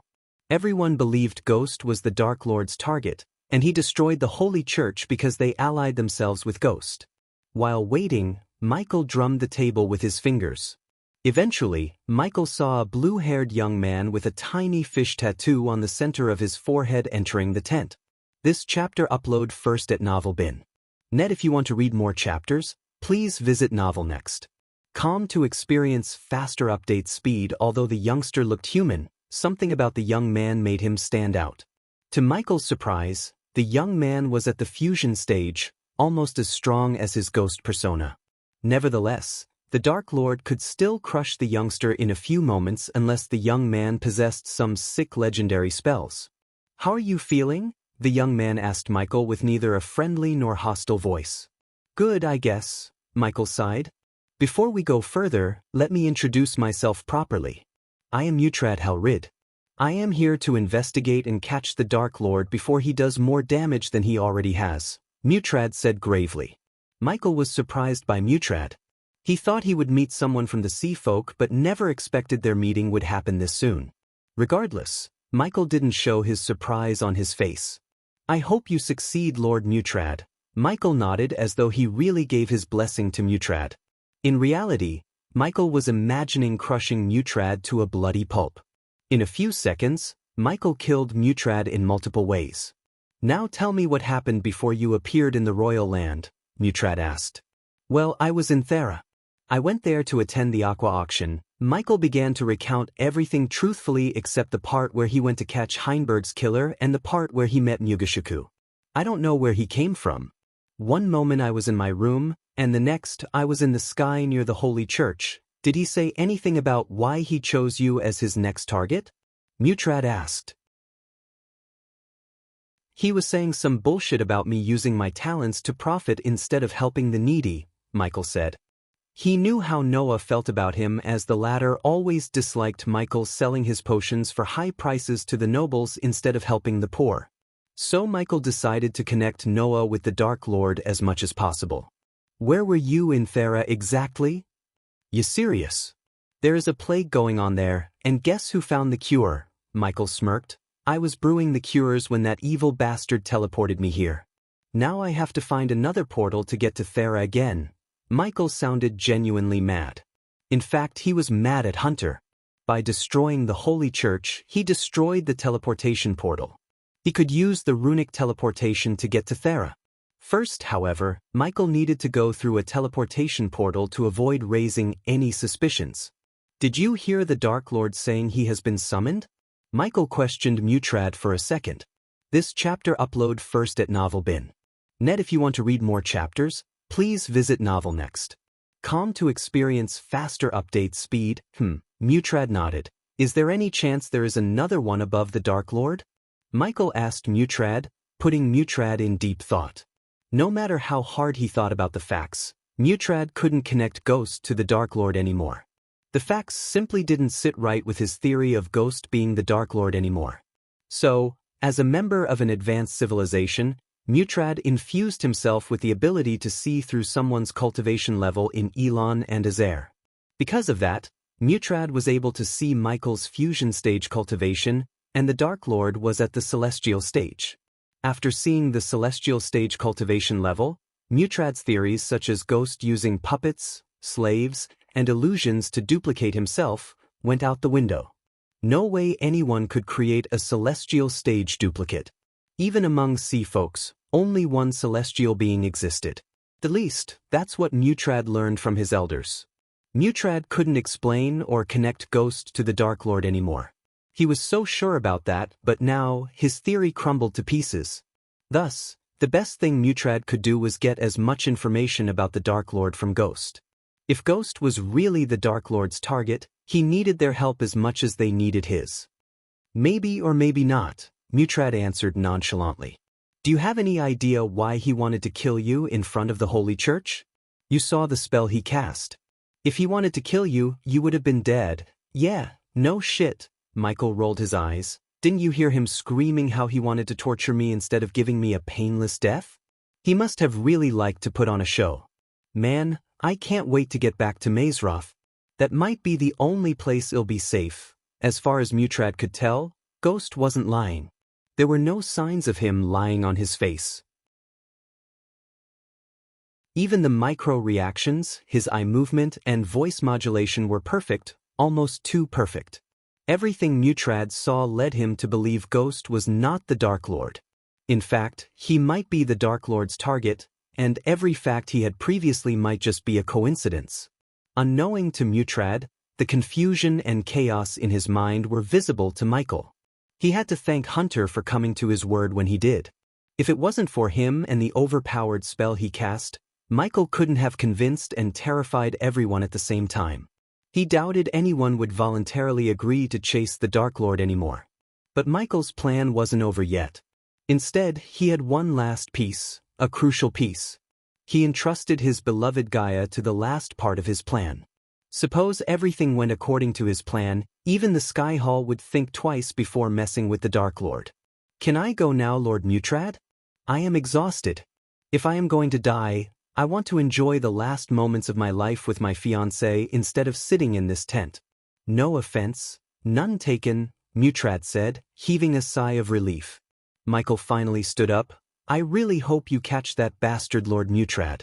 May the gods are with you on your hunt. Michael smiled at Mutrad before walking out of the tent. Now that Hunter had destroyed the portal, he had to visit Aragoth to use their portal. Fortunately, he knew Olivia. So using their portal wouldn't be a hassle. From now on, Michael could entirely focus on building his business empire as Ghost and Order of Death in the Shadows as the Dark Lord.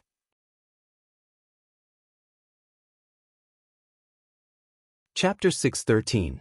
Plan to subdue the Grim Reapers. Thanks to Olivia's connection, Aragoth Academy permitted Michael to use the portal for no charge. But unlike the Holy Chuch's portal, Michael was teleported to the Sil Alaris border. From there, Michael used the runic teleportation to reach Eve's castle. When Michael reached his room in Eve's castle, he saw Gaia on the bed covered in a golden light. She was breaking through to the soul refining stage level 3. Without making any sound, Michael sat beside her on the bed as Nightmare slowly crawled onto his lap. Michael shushed Nightmare when he was about to ask about the wound on his arm.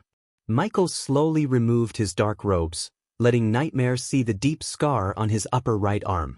The APD healed the wound, yet it couldn't remedy the scar. Hunter's energy whip was powerful enough to leave a deep scar despite Michael's APD. Although Michael could remove the scar with some special potions, he chose not to. He considered the scars as lessons and markers of his past. While Gaia was absorbing the energy in the atmosphere, Michael put his robes on the hanger and made his way to the table. Nightmare jumped onto the oak table. She was about to leave the castle when she suddenly entered the breaking through phase. Nightmare said in a low-pitched voice, only loud enough for Michael to hear. What just happened? Where is Vidora? Nightmare asked. After seeing the scar on his arm, it was evident to Nightmare Michael went through a battle. They are in the dark forest. Nightmare noticed the slight graveness in Michael's voice. He was concerned. What happened? Nightmare asked Michael again. Michael took a deep breath, looking at the gloomy city before him. Considering there was no point in hiding what had happened from Nightmare, Michael decided to tell Nightmare everything. But just when he was about to open his mouth, sudden energy pulsated in the room.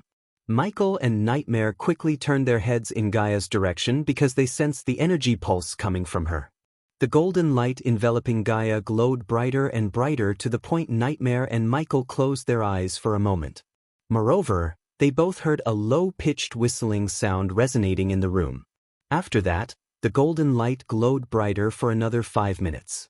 During these 5 minutes, Michael and Nightmare peeked through the gap in their hands at Gaia. Eventually, the golden light slowly lost its radiance, letting Michael and Nightmare open their eyes. When they saw Gaia, she slowly opened her eyes with a grin on her face. Finally, level 3. Not bad at all. She cracked her neck, which she picked from Michael.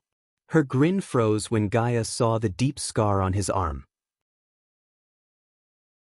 She realized the scar might be connected to what he asked her to do. Before entering the breakthrough phase, Michael asked her to spread a rumor throughout Elon and Azair. Thus, she was about to leave for the Adventurers Guild in each continent. To spread rumors, the Adventurers Guild was the best place. This chapter upload first at NovelBin. Net. If you want to read more chapters, please visit NovelNext.com to experience faster update speed. What the hell is that? Gaia jumped from the bed and made her way to him. Without even asking a question, she took out a healing potion and began to pour it onto the scar, hoping it would heal the scar. You know the Hydra in the Stormville Mountain? What of it? Nightmare asked. I had a brief, terrifying meeting with him. As soon as Michael uttered these words, Gaia's body went rigid and Nightmare opened his eyes as wide as he could in utter shock. For a few moments, neither of them couldn't ask Michael anything. They were completely flabbergasted. Taking a deep breath, Michael began to recount everything that happened from the moment he went to the abandoned castle to meeting Mutrad without leaving a detail. Nightmare and Gaia listened to Michael in silence because they were too shocked to ask any question. Hearing Michael's description of the Hydra alone sent shivers running through their spines. After Michael finished telling them what had happened, Gaia couldn't know whether to be shocked or furious. On the one hand, General Quintus killed one of their subordinates. But on the other hand, Michael met the Hydra with another worlder and was given a task to find some mysterious energy balls. I will let Vidora handle Quintus. After everything that happened, they need something to take their minds off, Michael said. Yes. Gaia sympathized with Vidora, especially Ayag, who bragged about meeting her own kind and exploring her homeworld. However, after hearing that Vidora and Mugashiku were the last of their kind, Gaia couldn't help but pity Ayag. I don't know what to say, human. At least I feel relieved that you put the blame on the other worlder. Now no one will think you might be the Dark Lord. It would give us the breathing room we desperately need. Gaia paused for a moment and went on. I heard very little about the sea folk. But one thing I can tell you for sure, we must be cautious of them. They are the most powerful race in this world for a reason, Gaia said with a grave voice. It's better we stay as far as possible from them, Michael nodded. According to what he heard from Layla, sea folks had never entered into any great wars like the other races living on the land, which they sea folks named Upsiders. As a result, the sea folks had never lost powerful cultivators like the Upsiders. Layla told him several half-immortals and immortals still living among the sea folks. Michael wondered whether they were in the Council of Immortals or not. The other worlder, where is he now? Nightmare asked about Hunter. Returned to his world. I don't think he could ever come back to our world for quite some time. This is great because when we started a fake battle, I sensed something watching us. Did you sense his cultivation level? If he was able to kill soul refiners with a snap of his fingers, I don't think he was just a fusion stage cultivator. He must be stronger. Gaia creased her brows. Do you mean he was a half-immortal? Asked Nightmare. This chapter upload first at Novelbin. Net, if you want to read more chapters, please visit Novelnext.com to experience faster update speed. Maybe he was an immortal. Gaia couldn't believe what she was saying. The humans had never seen an immortal in 1,000 years. As per the history books Nagaland had on humans, humans had the lowest chance to reach immortality due to their lifestyles and shorter lifespans. For instance, a human at the core formation stage would live for 200 years while the other races had a typical lifespan of 400 years. Moreover, the human's cultivation was often interrupted by bottlenecks, unlike the other races. Since the Council of Immortals rarely appeared in public, only a handful of people knew about them. Something told Michael that Hunter was stronger than even an immortal. Unfortunately, Hunter's power had been suppressed after he reached this universe. Hunter's system had to turn the celestial energy into astral energy, which Hunter used to cultivate. Due to the energy conversion, Hunter was operating with a limited amount of power. Even with limited power, when Hunter cast his first spell, it created a massive ripple in the atmosphere, which freaked out the entire Council of Immortals. As Michael was speaking to Gaia, the Council of Immortals was preparing to meet the Sky Hall Elders. What if the Sky Hall sent half-immortals and immortals to chase down the Dark Lord? Nightmare asked a question that's been in Michael and Gaia's minds. They might. That's why we need to be extra cautious from now on. If we don't leave any trail, they won't be able to find us, said Michael. So what do we do next? Asked Gaia. We build our own teleporter. Michael cracked his neck. A few months ago, building a teleporter was an impossible task for him. However, with a 6-star runemaster like Eladir, he could build his own teleportation array. Although he had the runic teleportation skill, it wouldn't work when he was in a battle. So if Michael had met a stronger enemy and wanted to teleport away to escape, the runic teleportation wouldn't be of any help. However, if he had built a teleportation array and connected the array to the system, Michael knew he could teleport whenever he wanted, despite the situation. I know you're thinking of letting Eladir create the arrays, but he won't be able to build one without special materials. Where do you think we should buy them? As you said, we cannot leave any trails that could lead our enemies to us, Gaia said. I will buy them and teleport here as someone else, Michael said. Buying the materials from the system store might cost him millions of badass points, but a face mask not. So, he could simply transform into someone else, buy the needed materials from Aqua Palace or somewhere else and teleport back to the Dark Forest using runic teleportation. Gaia thought about Michael's plan for a moment before nodding. Then, she finally put her focus on Heinberg's death.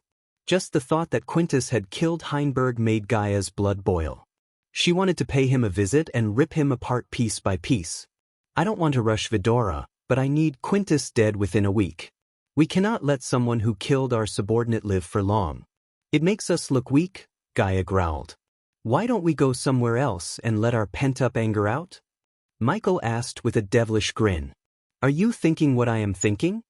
Gaia too grinned like a devil after hearing Michael, which confused Nightmare. What are you two talking about?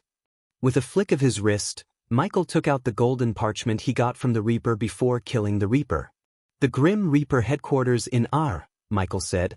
It was time Michael had paid them a visit and made them pay for putting his life in danger on several occasions. If Michael left the Grim Reapers left alone, someone with enough coins would always put a bounty on his head. Therefore, Michael decided to either wipe them out or make them join the Order of Death.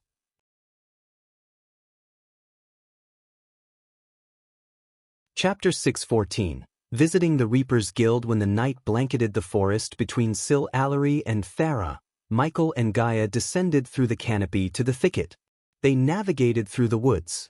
They step on dried twigs and leaves, making creaking noises. Michael focused on the environmental map to see if any Reapers were around them. But to Michael's surprise, he hadn't found a soul. Michael thought it must be because the Reapers wanted to maintain secrecy. After all, having several men patrolling could expose their location.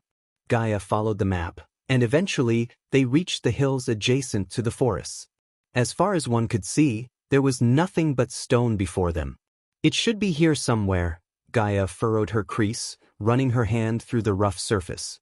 Michael stood a couple of meters away from the hill under the shade of ancient banyan trees. He looked around the place to locate if there were any illusion runes near them. Yet, he found nothing, which meant there was no illusion. So, after a while, Michael summoned the system.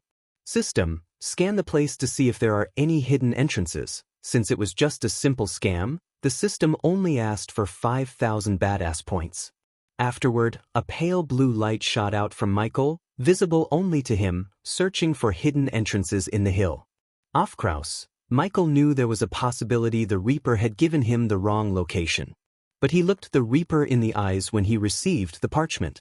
So unless the Reaper was a peerless liar, this place must be their hideout. Are you sure this map is legit? Gaia asked Michael. He stayed silent until the blue light in his sight turned jade green, spotlighting an area. The system has found an entrance protected by secret arrays and runes. Does the host wish to break them? It would cost the host 15,000 badass points. Yes, Michael said nonchalantly. The jade green light intensified as the hill spotlighted by the system trembled. Soon, it split open with a slow creak. How'd you? Never mind, Gaia was startled, but she was with him long enough not to get surprised by things like this. Before taking a step into the cave, Gaia conjured a ball of light in her hand, tossing it into the cave to not only light the cave but also detect if there were any hidden traps. Afterward, the both of them cautiously walked through the cave, expecting trouble any second. Is this place supposed to be empty? Gaia questioned after noticing the empty caves. She could understand why there were no Reapers outside, but she wondered why there were no guards inside either. I don't think so, Michael said in a husky voice. They continued to walk without triggering any traps or meeting Reapers until they reached a spacious hall lit by a crimson-red chandelier hanging from the cave top.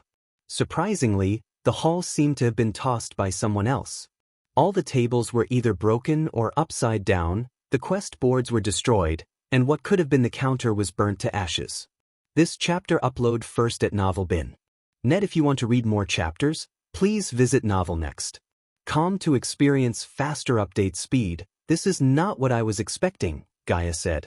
She looked around instead of moving forward. At this point, Michael realized why there were no guards on the way or any life signs detected on the environmental scanning map. Michael slowly hovered to the burnt counter. He thought the Reapers Guild would be bigger than a simple hall. He was disappointed. What happened here? Did someone kill them all? If so, where are the bodies? Gaia questioned Michael while looking around the hall. When Michael reached the pile of ash, he found nothing. Still, he bent down to pick up a handful of ashes. Michael took out a portion from the system storage before pouring the silver liquid into the ash. Since Michael was a 5-star alchemist, he brewed many potions in his free time. This potion was one of them. He used it previously to find Jack's blood trail in the forest. If someone had burnt the Reapers, the potion would turn the ash red after absorbing the silver liquid. As Michael expected, the ash became red. So someone killed them all? But why and who? This place must have had a fusion stage Reaper. Every Reaper guild has one. Gaia furrowed her crease. On top of a fusion stage cultivator, she knew the guild would have had several soul refining stage cultivators along with powerful defense arrays and runes. If this place only had one fusion stage cultivator, he must have been the one who tried to kill me back on the floating mountain. Michael tossed the ash to the ground and dusted his hands. I killed him, leaving this place with no fusion stage Reaper. Michael hovered around to see if there were clues to figure out what had happened here. But he found none. Whoever killed them did a thorough job of erasing the evidence. We need to figure out whether this is connected to someone sending a Reaper after you or not, Gaia said. Michael nodded. If we could get our hands on some Reapers in Elon or Azer, we might get some ideas. We cannot deny the possibility this might have happened because of some internal dispute. Gaia was right. Yet Michael didn't think it was the case. He needed more concrete evidence before coming to a conclusion. But one thing was for sure, he wouldn't be bothered by the Reapers for some time. Let's go. Michael threw some spiders around the place before flying out of the cave. Suppose the killer or the killers returned to the cave, the spiders would catch them. After leaving the cave, Michael and Gaia flew higher and higher until they flew past the clouds. Then, they stopped to enjoy the starry sky. Lord Information. He might know something about this, Michael said. That elf made his living by selling information. So if someone knew about the Reapers Guild destruction, it was him. Why waste time? Let's go there now. You can teleport us there, right? If someone asked, we could say we used some teleportation scrolls we got from some ruin. Michael agreed with Gaia. Although the scenery was too alluring, he was not in the mood to enjoy it. Instead, Michael willed the system to unequip his old Lucifer armor.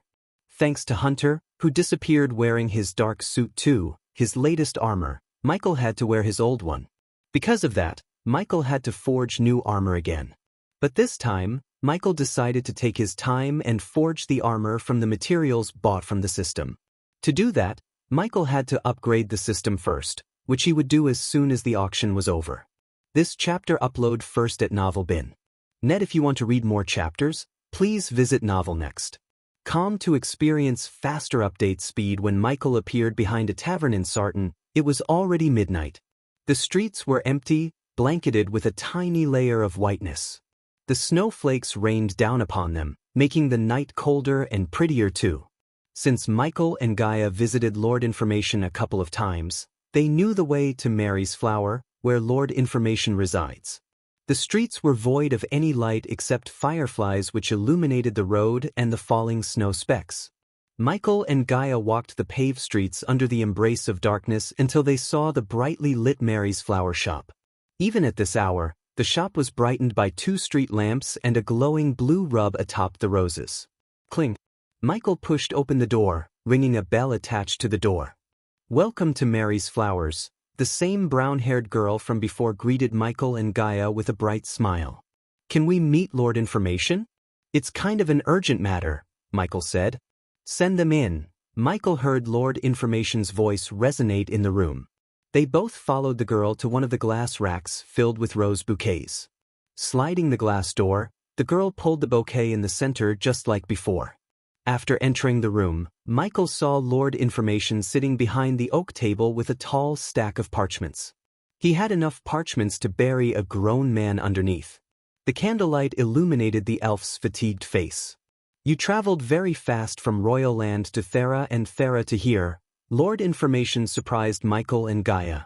To be honest, even Michael was freaked out by Lord Information's extent of reach. Michael thought he only operated in Elon and Azair. Now he realized R wasn't out of his reach either. After Michael and Gaia took their seats before Lord Information, he closed the parchment he was reading and turned his gaze towards them. "So how may I help you?" asked Lord Information. "Someone has put a bounty on my head again, Lord Information. I need to know who, and as usual, am willing to pay any price for that information," said Michael, leaning back on his chair. "We also need the Reaper's Guild locations?" asked Gaia.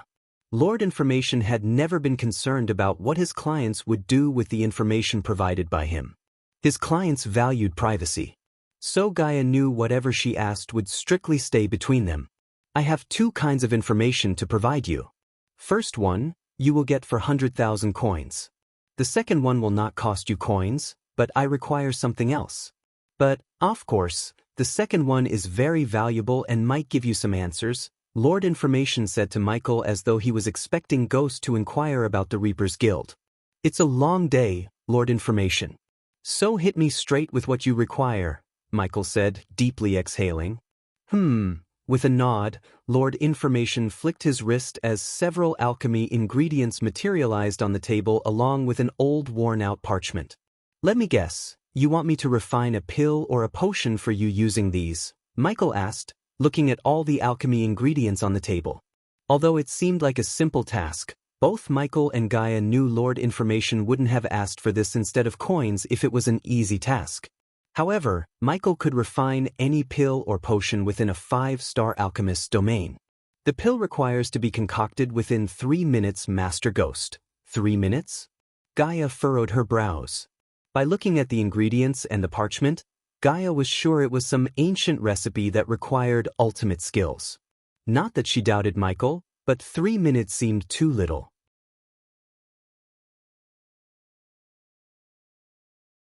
Chapter 6:15.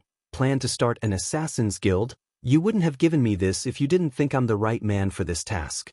So let me give it a shot, Michael said, confidence oozing in his tone. Ever since he became an alchemist, he had refined thousands of pills and potions. Refining pills and potions had become his second nature, as easy as breathing.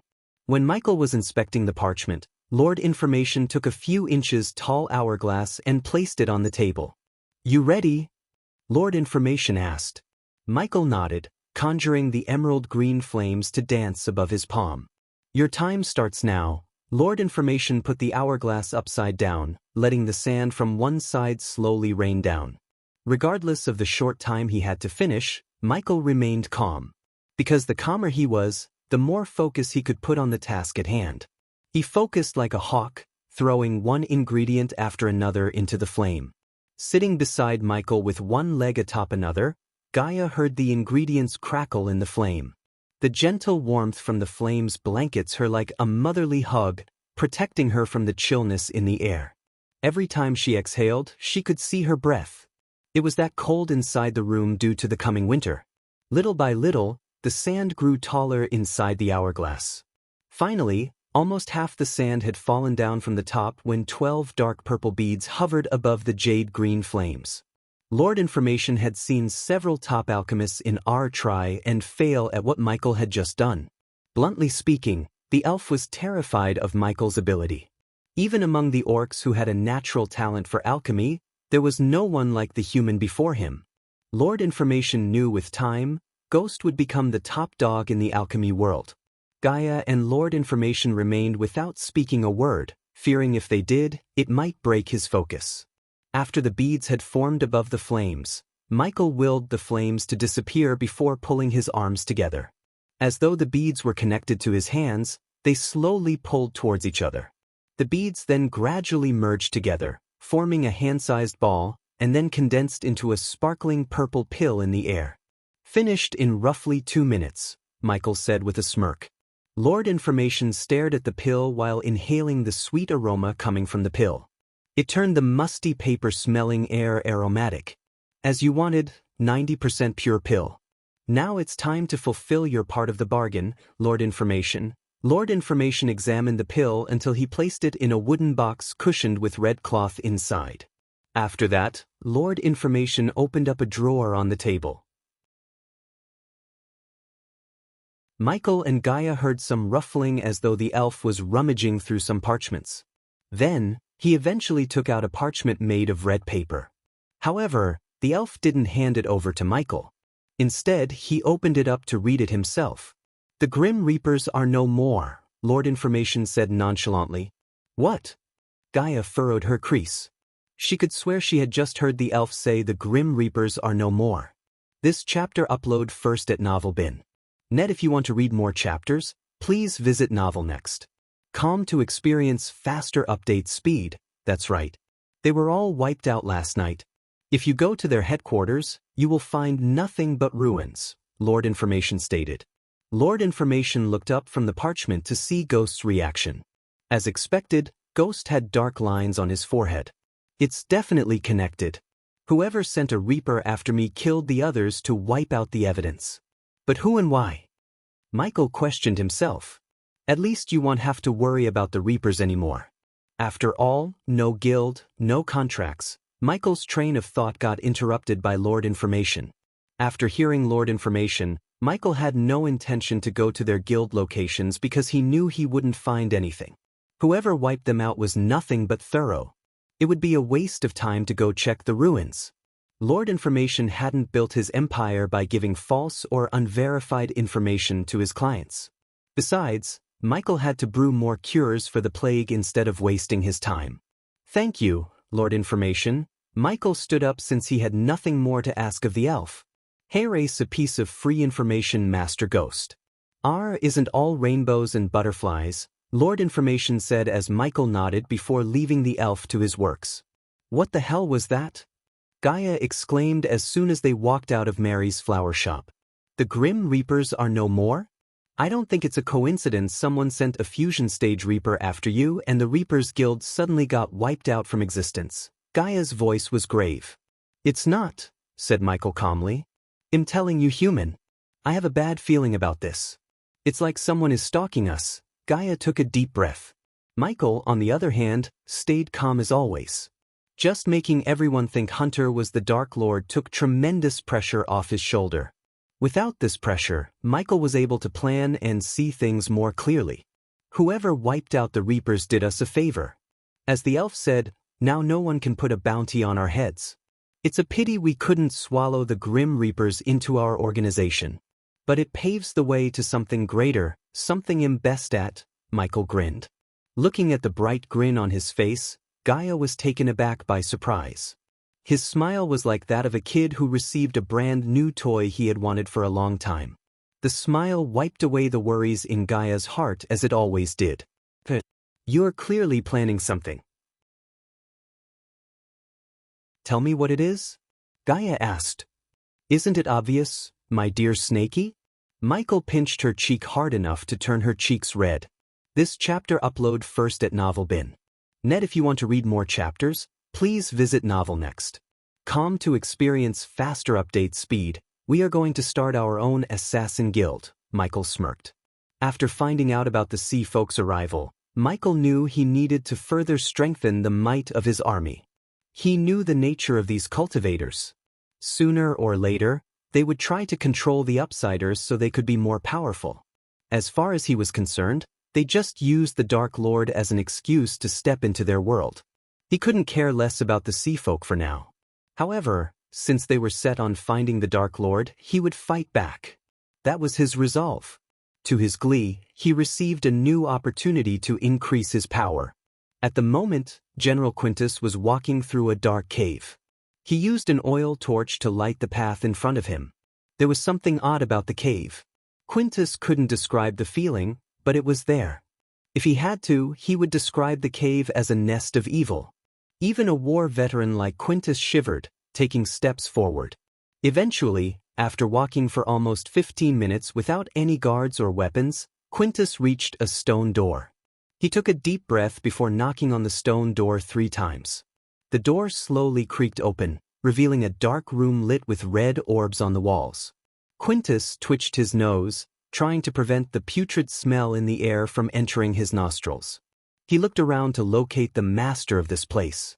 Instead, he only found steel tables with bloody knives, blood stains on the walls, and a few pieces of flesh. The place reminded Quintus of some butcher shops. Only they butchered humans instead of cattle. Quintus made a fortune sending slaves and orphans to this place. Quintus feared nothing, no war or no famine could make him shudder except his employer. Just the thought of meeting his employer gave him chills. Quintus.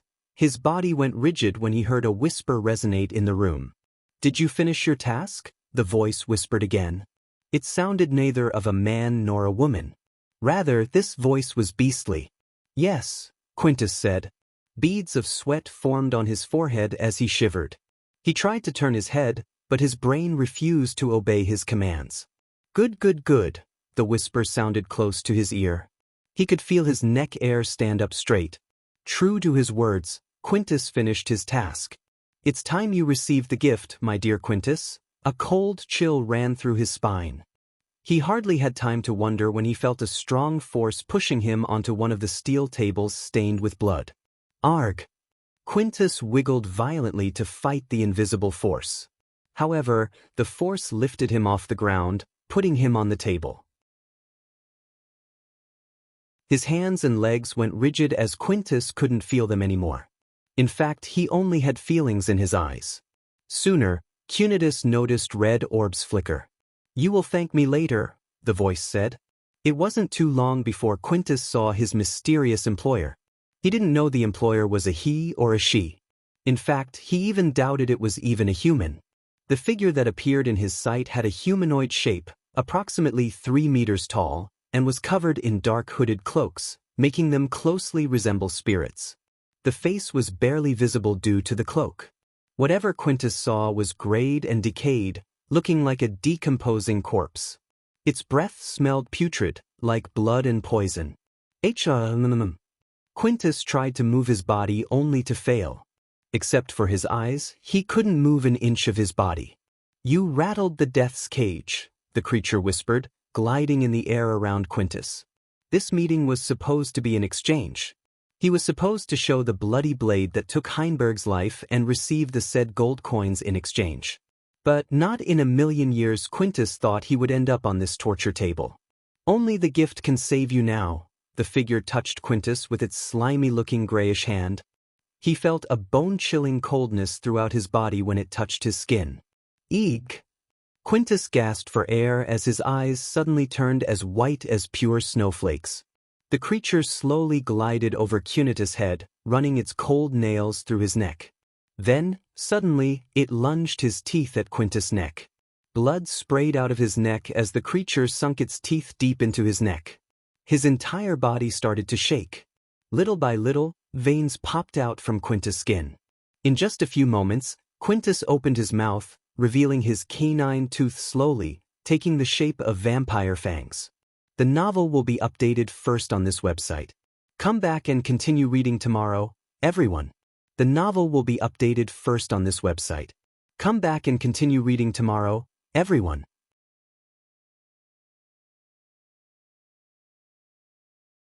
Chapter 616. Aqua Auction begins. The Aqua Palace was nearly 3,000 miles away from Ysirius, where the Voldegard Castle was located. Normally, it would take 3 to 4 days for a cultivator to reach the Aqua Palace.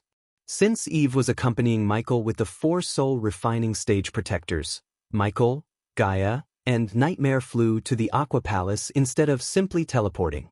During these 3 days, Michael had a very peaceful life. He talked to Eve about the elves, how they operated, and the power dynamic in R. Michael brewed the cures to stockpile them whenever they stopped flying and erupted camps to rest. In order to avoid raising the Empress' attention, the rival families simply chose to ignore the Voldegards until the auction ends. Eventually, when the clouds covered the morning sun, hardly letting pass any sun rays, Michael and the rest arrived at the Aqua Palace.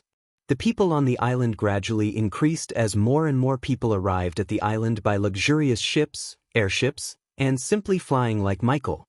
At the island, dozens of soldiers clad in metal armor along with cultivators wearing simple mage robes stood vigilantly to maintain order. Anyone who entered the city had to hand over 10,000 coins as the entry fee. Only in this way could they enter the Aqua Palace without being thrown out by the guards. The Aqua Palace didn't offer VIP cards to many but only to prestigious and powerful people.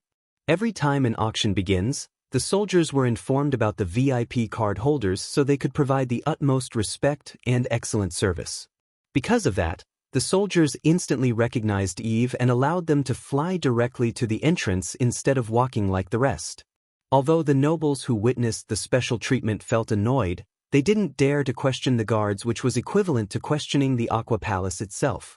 It wasn't an understatement to say that Aqua Palace ran the auction with an iron fist. Any hiccups to the auction would directly result in the guards' termination. Sometimes they would lose jobs and sometimes they would lose their lives. Hence, the guards watched everyone like hawks. After entering the palace, they saw glowing arrows in the air, leading the VIP guests towards their allocated rooms. A few people threw shocked glances at Eve, but she ignored everyone. Michael noticed there wasn't a single one who greeted Eve with a friendly smile. In fact, they didn't even bother to glance at Nightmare or Michael. Since Michael and the group arrived at the palace early, they didn't meet other VIP guests on their way to the second floor. Because of Eve and her connection, the auction token he received from the Alchemy Guild became a waste. Instead of using his token, he could now use Eve's VIP card to bid on the items. After taking their seats on the comfy sofas, Michael stared at the stadium outside.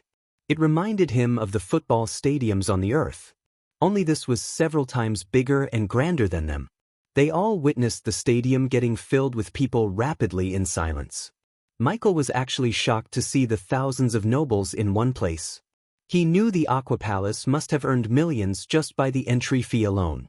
It took the stadium an hour to get completely packed with people. The atmosphere outside was like a beehive, but inside, they didn't hear a word. The VIP rooms had special runes that filtered most of the undistinguishable chit-chatter to prove a serene environment for the VIPs. This chapter upload first at Novel Bin. Net. If you want to read more chapters, please visit Novel Next. To experience faster update speed looking at the auction house. A sense of nostalgia hit Michael. It wasn't long ago when he visited the Phoenix Manor to attend an auction. At that time, he wasn't even a core formation cultivator. He remembered how he bought a teleportation scroll to escape Lord Julius. But now that he thought about everything, he couldn't help smiling. In just 18 months, he went from running away from an auction to getting VIP treatment from the biggest auction houses in the world. Outside the Aqua Palace, many nobles gathered outside in a long line to enter the auction house. As time went by, several luxurious airships appeared above the island.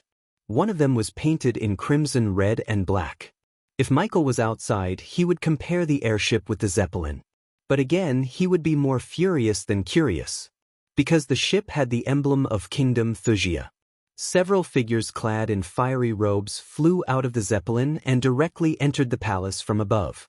Just like Michael and his group, they followed the arrows to reach their VIP rooms. Without having an idea that his sworn enemies were sitting next to his room, Michael sat on the sofa, enjoying the orange juice offered by the Aqua Palace with Eve, Gaia, and Nightmare. At the moment, the stadium was completely packed with people, including the VIP rooms. The Aqua Palace's marketing caused the auction to be one of the biggest auctions in the last decade. Because Michael spent his time brewing potions and Gaia spent her time cultivating, they didn't know much about the items which were to appear in the auction. They would have bothered to care if they had enough coins to afford the items. But as far as they were concerned, they would be lucky to buy something in the auction for the coins they had. After all, 20 million was pocket change for the nobles and VIPs in R. How much do you think we will make by auctioning the cure? Asked Nightmare, breaking the silence in the room. 0 coins, Gaia sighed. Although they traded the cure for promotion, she still felt terrible about losing all those coins. Okay, let me rephrase my question. How much do you think our cure will go for? Asked Nightmare. 5 million, simple. Gaia didn't even take a few seconds to think about it. She could bet on her life that the cure would go for at least 5 million gold coins. There was not a shred of doubt in her mind the nobles would buy the cure just to study it so they could mass-produce it for themselves. 5 million? I think it would go for more. Especially now the molten plague has spread to the nearby kingdoms, said Eve. Eve still was in shock at what Fylvander and his family had done to her. So, unlike Jennifer, Eve couldn't care less about a few nobles in the nearby kingdoms succumbing to the plague. To be honest, Eve's mind was a boggle as she couldn't figure out her feelings. A part of her sought revenge on the elves, but the other wanted to forgive and forget. This chapter upload first at NovelBin. Net if you want to read more chapters, please visit Novel Next. Calm to experience faster update speed because of this, she occupied her mind with other things such as training, cultivating and of course, spending time with her new best friends.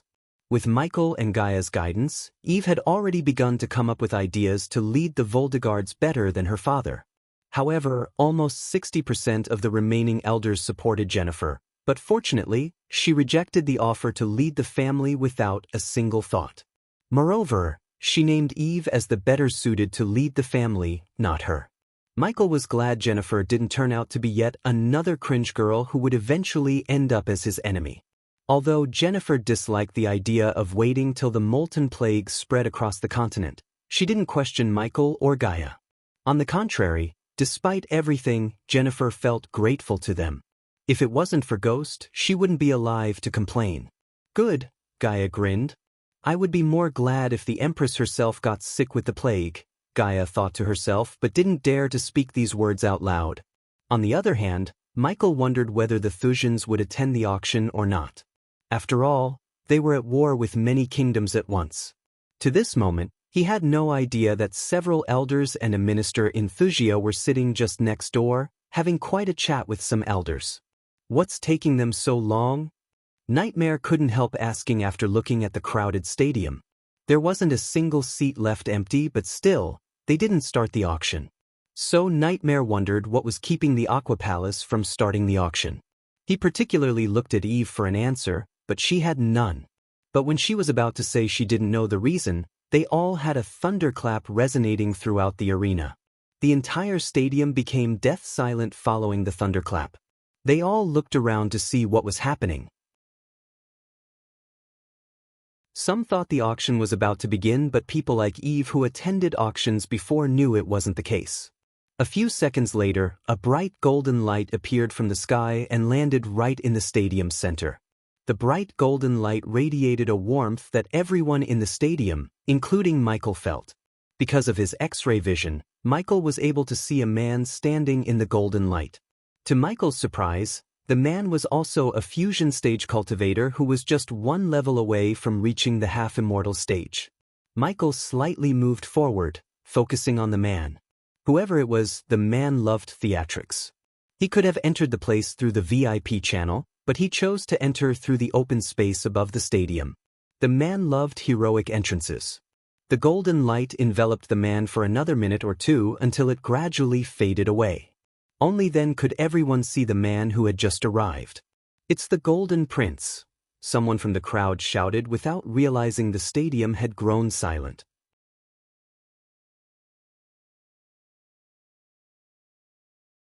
Chapter 617. War Gods of Ar. The elf was armed to the teeth with golden metal plates except for his head.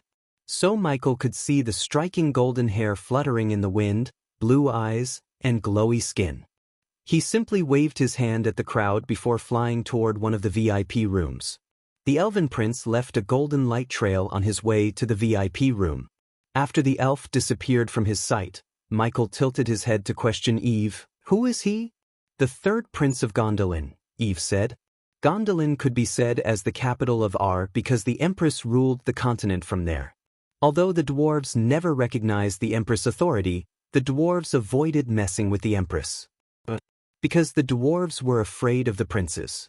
The 6 princes of Ar were collectively called the War Gods for a reason. Each of the War Gods was powerful enough to topple any kingdom that threatens Gondolin to the ground single-handedly. A War God, Gaia rolled her eyes when she heard Eve. They didn't deserve the name War God. If someone did, it was Michael. The reason why the princes were so powerful was they all had not one but several legendary spells in their arsenal. In addition, their weapons also belonged to the legendary class, which was enhanced by powerful runes. Therefore, although they were at the fusion stage, they were several times more powerful than any fusion stage cultivator. In case Michael had everything they had, he would be unstoppable. A war god? Fancy name, said Michael, making Eve quickly shut his mouth with her hand. When they heard Michael, the soul refiners' faces turned pale as a white sheet. Not a single one in R wasn't afraid of the war gods. Michael looked at everyone to realize he was a big deal in R. Don't speak ill of them. In fact, don't speak about them at all, said Eve. Why? Michael asked since he didn't know a thing about a war god. As far as he could guess, they were some kind of generals in the Empress army. He wasn't wrong though, but they were not simply generals. Each of them was a one-man army who had been protecting Gondolin for centuries. Because they could kill you and no one can do anything about it, Eve said with a grave tone which only made Michael more curious. Interesting, Michael dragged his voice. Deep down, Michael wanted to know more about this war god. Forming an alliance with a powerful figure such as the elf might benefit him in the long run. After the war god settled into his room, the people began to murmur with each other. In a few minutes, they became as loud as before. 10 minutes later, a deafening bell ran throughout the arena. The arena became deadly silent yet again as everyone saw an old man in gray robes slowly descend from the sky. The old man was a soul refining stage level 7. He had neatly combed hair with a black goatee. Under everyone's curious gazes, the old man landed in the arena's center. Jia. After the old man landed on the neatly pruned grass field, he coughed a few times, clearing his throat. This chapter upload first at NovelBin. Net. If you want to read more chapters, please visit Novel Next. To experience faster update speed, welcome to the annual prestigious Aqua Auction. I am the auctioneer Rix Tunbash for today's auction. Many of you might know the rules of the auction, but I will go through the rules again for the newcomers. Michael took a long sip of the orange juice and put the empty glass on the table before him. Afterward, Michael rested his legs on the table as the old man began to recite the rules and regulations. Every item in the auction is examined and verified for its authenticity by the best people in Aqua Palace. So rest assured, you won't be scammed, Rixtun said, pausing for a moment. Only the bidding token holders and VIPs can bid for an item. Every bid must be made in gold coins. Other currencies such as silver coins, antique items, and ores won't be accepted. Aqua Palace also kindly requests the audience to enjoy the auction without making too much of a ruckus. It sounded more of a threat than a request in Michael's ears. After successfully winning the bid, you will be contacted by one of our employees. You can either choose to pay the price and take the item immediately or pay later at the end of the day.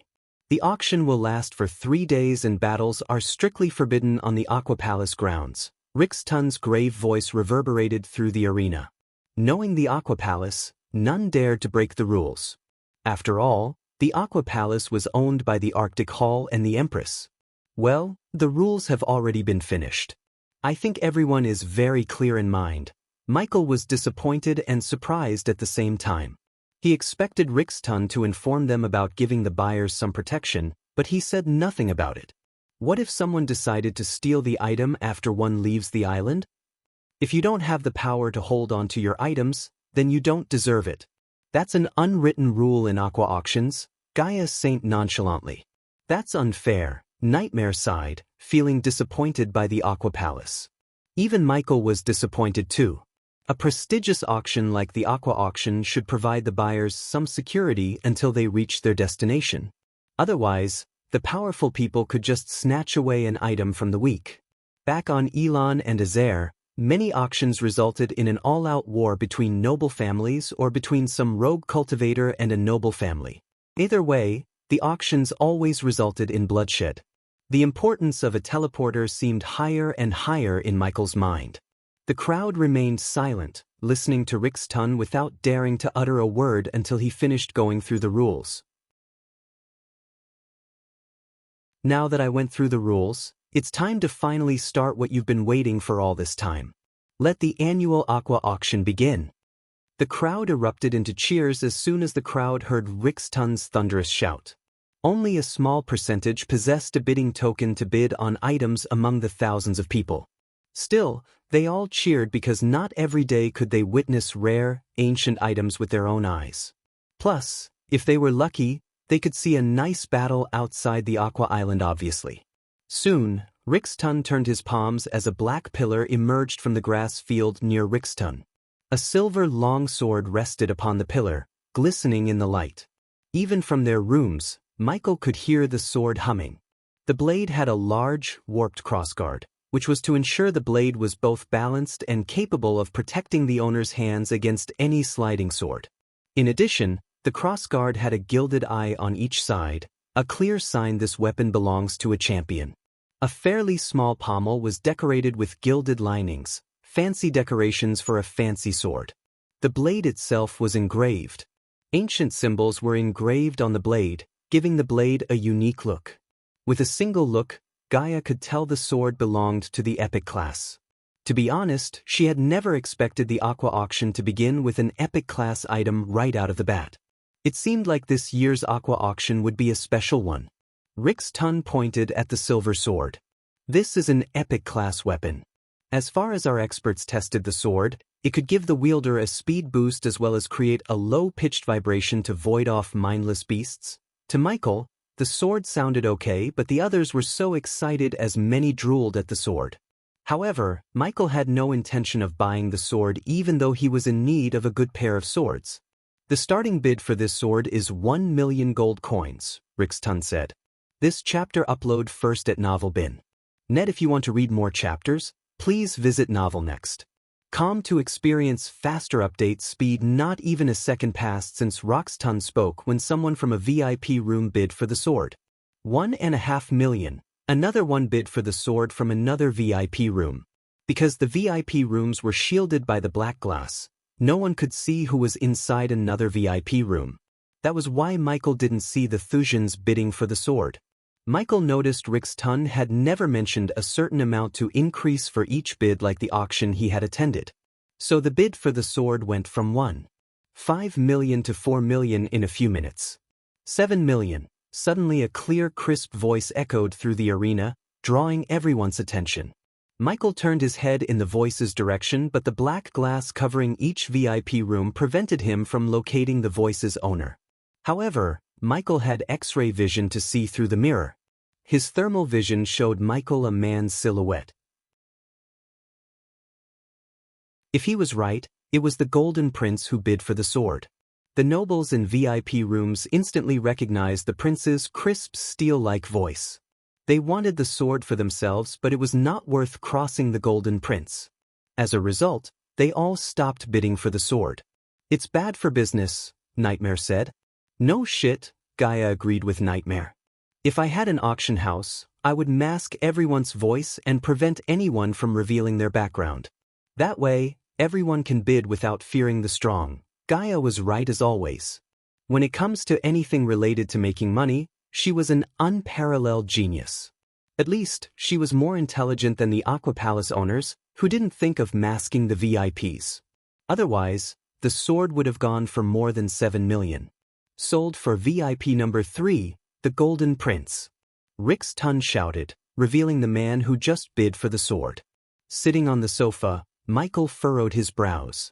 The old man had no need to reveal the Golden Prince's name. Instead, he could have simply said the VIP room number. Something rubbed Michael in the wrong way about this whole auction. Is he just showing off or actually needs that sword? Michael whispered to Eve, "Who knows?" Eve shrugged. At that moment, the crowd had murmured amongst themselves, looking between the Golden Prince's room that had a glowing number 3 floating outside in the air and the sword. Then, a while later, the pillar along with the sword slowly slid into the ground. Let's take a look at the next item. Rixtun flicked his wrist as the pillar slowly emerged from the ground just like before. However, this time, a crystal orb was atop the pillar. After the appearance of the sphere, the temperature of the entire auction site suddenly dropped, and many people felt a little cold, including Michael. A white mist slowly blanketed the arena until Rick's tongue clapped his hands together. His clap immediately produced a powerful shock wave that instantly blasted the white mist away. Afterward, he turned his gaze towards the crystal orb. Inside this crystal is the ancient ice dragon's heart. Those who didn't know, Ice Dragon was the last royal dragon who breathed ice instead of fire.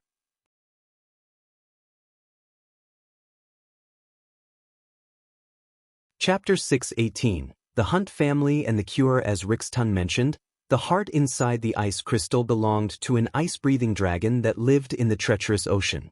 It was the last of his kind. After the war between beastmen and the dragons, as well as the dragon clan's sudden disappearance, only a few dragons lived in the treacherous ocean. The ice-breathing dragon was one of them. The dragon's coldness could shatter even a fusion-stage cultivator's body.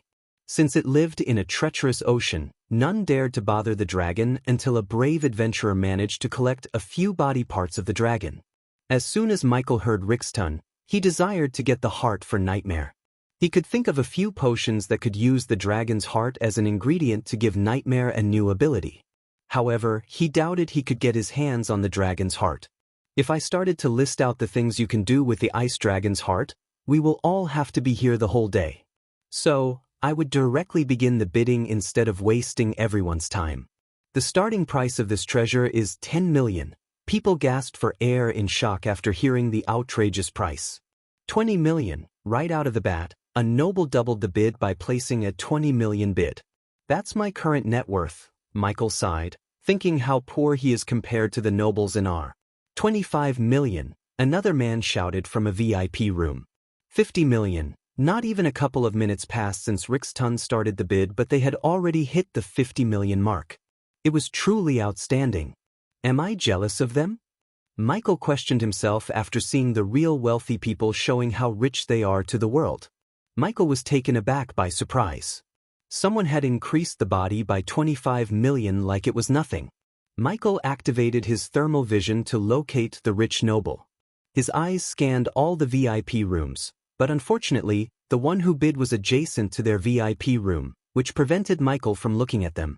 Unless Michael could get his head through the glass, he wouldn't be able to see the nobles. Michael had no idea these nobles who occupied the room next were Thusians. 55 million, a lady with a melodious voice bid for the heart next. 70 million, the Thusians raised the bid once again, and this time, none bid against them. The ice dragon heart was a rare thing, but they didn't think it was worth 70 million. Who are these people? Nightmare asked, shocked by their wealth. They forked up 70 million like it was nothing. Although Gaia was a princess, she had never spent coins as lavishly as the other princesses because she knew how hard it was to earn them. Unfortunately, Selisi, Gaia's stepmother, didn't share her thoughts. Thus, she spent the coins on all kinds of expenses, driving the kingdom to near bankruptcy. Gaia knew the value of gold coins more than anyone. So naturally, she hated the nobles for giving away 70 million as there was no need to go that high. They could have increased the bid bit by bit and bought the dragon's heart for 60 million. Since it wasn't her coins, Gaia didn't bother to say anything. This chapter upload first at NovelBin. Net. If you want to read more chapters, please visit Novel Next. Com to experience faster update speed. Sold to VIP number 2, the Thusians. The moment Rixton uttered the word Thusians, Eve felt the temperature in the room drop by several degrees. Nightmare and Gaia immediately glared at Michael to see his eyes reddening. Not only did the veins in his eyes pop, but also the veins on his face bulged. Even with Michael's control over anger, he failed to remain calm when he heard the word Thusians. Ghost. Eve noticed the changes on his face. She slowly placed her hand on his shoulder, asking worriedly, "Are you all right?" "Why wouldn't he be?" Gaia quickly answered Eve before Eve could make any connection between Michael and Kingdom Wuxia. "I am fine." Michael took a deep breath. He could vividly see the images of his sanctuary burning, his elders drawing their last breath, the Thusian soldiers brutally murdering everyone he knew and beating him to death flashed. He would give anything to seek revenge against the Thusians. If it wasn't for the soul part that grew on Earth, Michael would have gone to the VIP room and started massacring them without a shred of mercy. Squeezing Michael's hand, Gaia wordlessly told him to remain calm. "I am fine. Just remembered some things that I don't want to," Michael said, taking a few deep breaths. "The next thing we will show you is a last-minute addition to the auction items. I am positive that all of you have heard about the Molten Plague. Kingdom Thera has been put on lockdown because of this plague. Although we haven't heard of anyone falling sick to the plague outside Thera, we cannot be sure. These are trying times. But if you have a loved one suffering from the Molten Plague or just want to be safe, worry not. The Aqua Palace acquired a cure for the plague." Upon hearing Rixtun's words, the Golden Prince leaned forward on his sofa. "So the spies are right. Someone did come up with a cure." The Golden Prince rubbed his chin. Unlike the other VIPs, the Golden Prince didn't have any guards around him. He came here alone, seeking the truth behind the alleged cure. On the ground, Rixtun flicked his wrist as a vial with glistening purple liquid emerged from the ground atop a pillar. "We have examined the potion and can say with utmost certainty that this potion not only cures the Molten Plague but prevents anyone from getting infected by the plague. This miraculous cure was brewed by the #1 alchemist in Elon, Master Ghost. As per the deal, Rixtun promoted Michael on the grand stage." "Ghost?" The Golden Prince tilted his head, searching through his memories to see if he had heard such a name before. In fact, many nobles did the same, but only a few heard the name Ghost.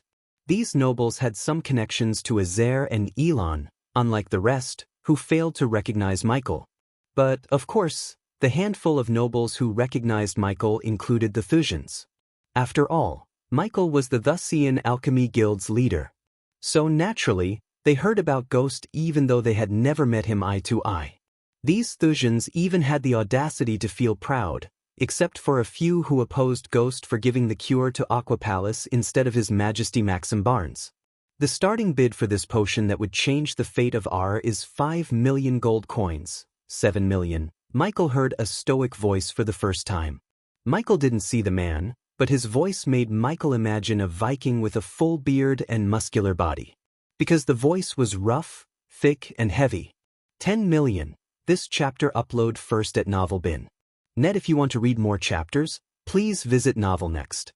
Calm to experience faster update speed despite the bids, Eve saw no happiness in either of their faces. Yet, Eve chose not to question them as she heard about their deal with the Aqua Palace from Michael himself. No matter how much the nobles paid for the cure, Michael wouldn't get a single coin. Instead, all the coins would go to the Aqua Palace as a part of their deal. After putting the cure on the market, Gaia knew they couldn't put a 10 million price tag on the potion. Ultimately, only a small percentage in R could afford something priced at 10 million. So, to maximize their profits and sales, they had to come up with a lower price and wholesale the potions to each ruler in R. These kings and queens would then distribute the cures to their citizens. 12 million, a man raised the bid. 20 million, 22 million, Michael heard the nobles rapidly raising the price of his potion. However, he was surprised to see the Golden Prince remaining silent the entire time. He or the Thusians didn't bid because the Golden Prince knew the Aqua Palace would start distributing the potions for a much lower price, and the Thusians knew they could get the cure from the man who brewed the cure himself. So the two parties chose not to bid for the cure. The Hunt family bids 25 million. The rough voice resonated in the arena yet again. As soon as everyone heard the voice, the bidding war had just stopped. None dared to bid against the man afterward. R had many prominent noble families, and the Hunt family was the second most powerful family among them. This multiracial family was only second to the Gondolin royal family in terms of wealth and power. The Hunt family was known to produce prodigies, including the late Harriet Hunt. The latter shook the entire world with her heaven-defying cultivation. The Empress herself feared that Harriet might overtake her in cultivation with enough time. It was a pity that Harriet Hunt and her two sisters died in an unforeseen accident. Even after her death, many academies in R taught their disciples about Harriet. Moreover, the Empress erected a statue of Harriet in Gondolin's capital as a sign of respect for Harriet Hunt. However, none of them had any idea that Harriet Hunt was very much alive and living as Diana Winston in Elon. The Hunts are here, huh? Now I have a feeling we might get some entertainment after the auction, Gaia grinned. She couldn't believe they were between the Thusians and the Hunts. After noticing the silence, Rixton looked at the VIP room next to Michael's. Sold for 25 million to the Hunts. Michael paid no mind to the Hunts. As far as he was concerned, they were just another one of the powerful families in R. Ignoring the Hunts, Michael focused more on figuring out the most brutal way to kill the Thusians next to him. Following the cure, Rixton brought 3 more treasures one after another. These 3 treasures were respectively obtained by the Hunt family, Thusians, and the Brugo family, which hailed from the kingdom of Orcs. Many nobles, like the Golden Prince, didn't bother to bid for these items because they knew these items were just a warm-up. The real treasures would only appear later in the auction. The auction lasted for 2 hours with no items that interested Michael or Eve. Eventually, Rixton took a deep breath. The first day of the auction concludes now. Please return here tomorrow morning for the second day of Aqua Auction, Rixton said before ascending to the sky. Meanwhile, the crowd slowly began to disperse, including the VIPs. I hope you two don't mind staying in one room, Eve playfully winked at Gaia. All the rooms are booked. So I could only book 2. 1 for me and 1 for the 3 of you.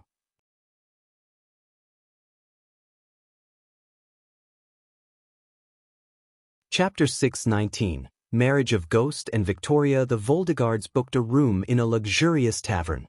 The ground floor was an inn that had several people drinking and dancing. Michael, however, was not in the mood to mingle with the ground. Instead, he and Gaia followed Eve behind until they reached the wooden door. This is your room.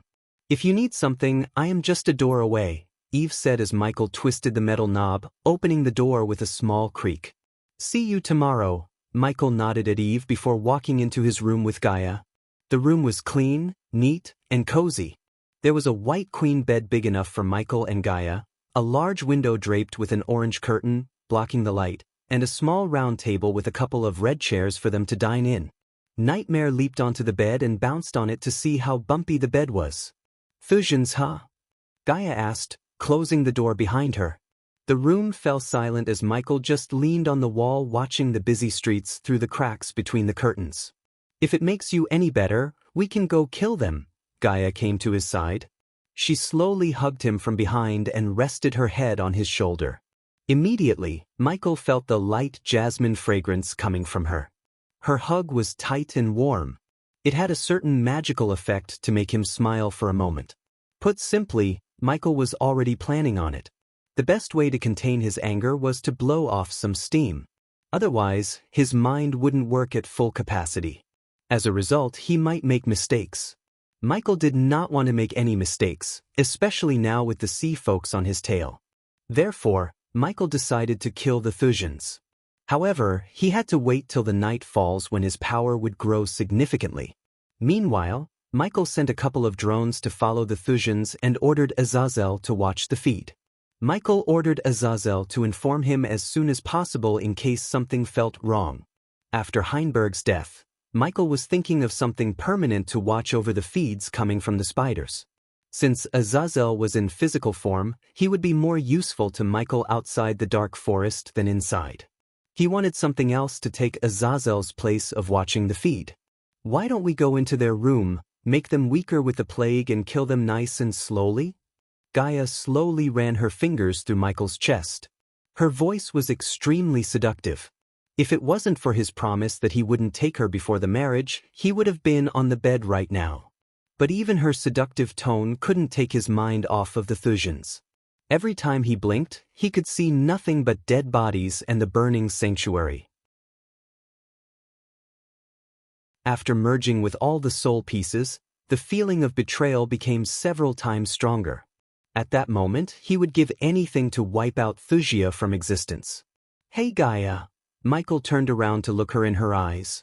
What do you say we go to Thusia after coming out of Mazeroth? Asked Michael. This chapter upload first at Novelbin. Net, if you want to read more chapters, please visit Novelnext. To experience faster update speed. I thought you'd never ask. Gaia headbutted Michael gently. Initially, Gaia thought her life was a tragedy. But her life seemed all rainbows and butterflies compared to Michael's. So Gaia wanted to help him destroy Wuxia before dealing with her own kingdom. To be honest, she felt no rush to visit Nagaland until at least she was at fusion stage. It's time I pay them back for what they did to me. Michael and Gaia silently waited till nightfall. Today the sky was pitch black without a moon or any stars. When the previously busy steers became void of any crowd, Michael and Gaia flew through the window. Michael headed towards the tavern where the Thusians were staying. For some reason, the Thusians decided to stay in a tavern in the middle of a forest. Granted, Michael could see the crystal blue lake outside the tavern, giving the customers a nice view. Inside the tavern, one minister at soul refining stage and 3 elders at fusion stage sat before a fireplace, enjoying the hot coffee. The red-haired minister leaned back on his chair, gazing at the ice crystal in his hand. The Thusians could hardly see the triangular-shaped heart trapped within the ice crystal. "Give it to me, Rida. I want to take a look at it." Freddy, who was a dark-haired lean man, furrowed his gaze. The 4 of them were best friends long before Rida had become a minister. Thus, they called each by their name instead of any honorifics. "I bought it so I get to hold it," Rida chuckled. While the 4 friends were having a good time under the fireplace's warmth, they noticed a group of elves entering the hall through the wooden door. These elves seemed to be guarding the elven woman in the middle. Ignoring their gazes, the elves climbed the stairs to get to the 2nd floor. "I have seen her somewhere," Ryder rubbed his chin. He poked every corner of his brain to see where he met her. She seemed awfully familiar to Ryder. "Hey Dumbo, didn't you see the single silver leaf symbol on their chests? They are the Valrin family." Freddy rolled his eyes. The Valrins were another powerful family in Ar, but they were not from Gondolin. Rather, the Valrins hailed from Sil Allery. Since the Valrins were relatives to Sil Allery's King Likler Allery, the Valrins held unprecedented power within Sil Allery. Coupled with the fact that one of the Valrins was an Alpha Guardian, none dared to cross the Valrins in Sil Allery. After hearing Freddy, Rida had a moment of realization. "She is Tanulia Valrin. I knew I saw her somewhere." "She visited Wuxia and met with Her Royal Highness, didn't she?" Rida recalled Tanulia meeting with Victoria a few months ago before the latter went to Mazeroth. They didn't know why they met, but the rumors have that Tanulia offered Victoria a position in the Guardian Guild. The rumor hadn't specified whether Victoria accepted it or not. But as far as Rida could tell, King Maxim Barnes didn't have a good thought about the Guardian Guild. So it was highly unlikely for the princess to join the Guardian Guild. "Did they bid for anything?" asked Freddy. "I don't think so," answered another one. "They must be saving their coins for something else." "I was pretty shocked that they didn't go for the Molten Plague cure," Rida said. "I am pretty shocked that ungrateful brat didn't give us the cure in the first place," Freddy snickered. Among the 4 friends, Freddy was the one who disliked Ghost for striking a deal with the Aqua Palace instead of giving the cure for free to them. He felt Ghost was obliged to do that since they hired him as their Alchemy Guild's leader. This chapter upload first at Novel Bin. Net, if you want to read more chapters, please visit Novel Next. To experience faster update speed, you should vent all your anger while you still can Freddy. You might not get a chance to do so in the future, Rida said. As a minister, he received insights into Max and Barnes' decision more than his friends. One of those hot insights was Victoria's suitors. "What?" Freddy asked. "His Majesty is thinking of marrying Her Royal Highness to Ghost," said Rida calmly. The moment Freddy and the others heard him, their bodies went rigid. They were startled as Freddy creased his brows. "You're kidding?" "I kid you not. I heard this from one of Her Highness' friends." Rida took a long breath. "They've been thinking about this for some time. I think we will hear more about this once Her Royal Highness returns from Mazeroth," Rida explained. Unlike Michael, Victoria chose to stay in Mazeroth instead of leaving for the holidays. The sole reason for her visit to Mazeroth was to locate the primordial flames. The cold flames might have gone out of her reach, but she wanted to find the second flame she saw in the save, the mysterious black flames. She stayed behind to locate this flame no matter what. "What the hell?" The last time I checked, he wasn't a noble by birth, Freddy protested. He was born and raised into a prominent noble family. As a result, Freddy treated the people who weren't nobles like dirt. In simple terms, he was a fascist. In fact, Freddy was one of the few who protested not to offer Ghost a position in their guild. True to his words, Freddy tried his best to block the offer. Nonetheless, Maxim Barnes overthrew their opinions and ordered Calvin to hire Ghost.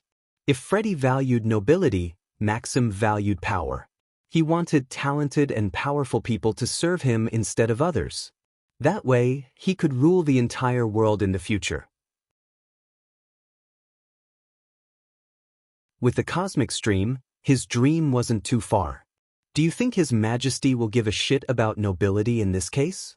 He is a heaven-defying prodigy, 5-star alchemist, and now, the King of Breedia. To be honest, he is no lesser than Her Royal Highness in any way. I am with Rita on this one, a bald-headed man named Sindre sided with Rita. I heard about Ghost. His achievements are quite shocking. With time and resources, he might hit the fusion stage within a few years from now on. Once he reaches the fusion stage, I won't be surprised if the Empress herself asked his hand in marriage for one of her daughters. So what if that happens, huh? Do you expect Her Royal Highness to be his secondary queen? Freddy asked with a tinge of fury in his eyes. That's for His Majesty to figure out. Just lay back and relax. We don't get paid to think about their family affairs, Sindre replied. Suddenly as they were talking, they heard thudding footsteps above them. Did you hear that? They all quickly spread their senses to see if there was someone outside. However, their senses picked up nothing. Might be a cat or something. Rita refused to pay much mind to the footsteps. After all, he didn't need to worry about security as the place had runes and arrays to stop and neutralize any unauthorized visitors.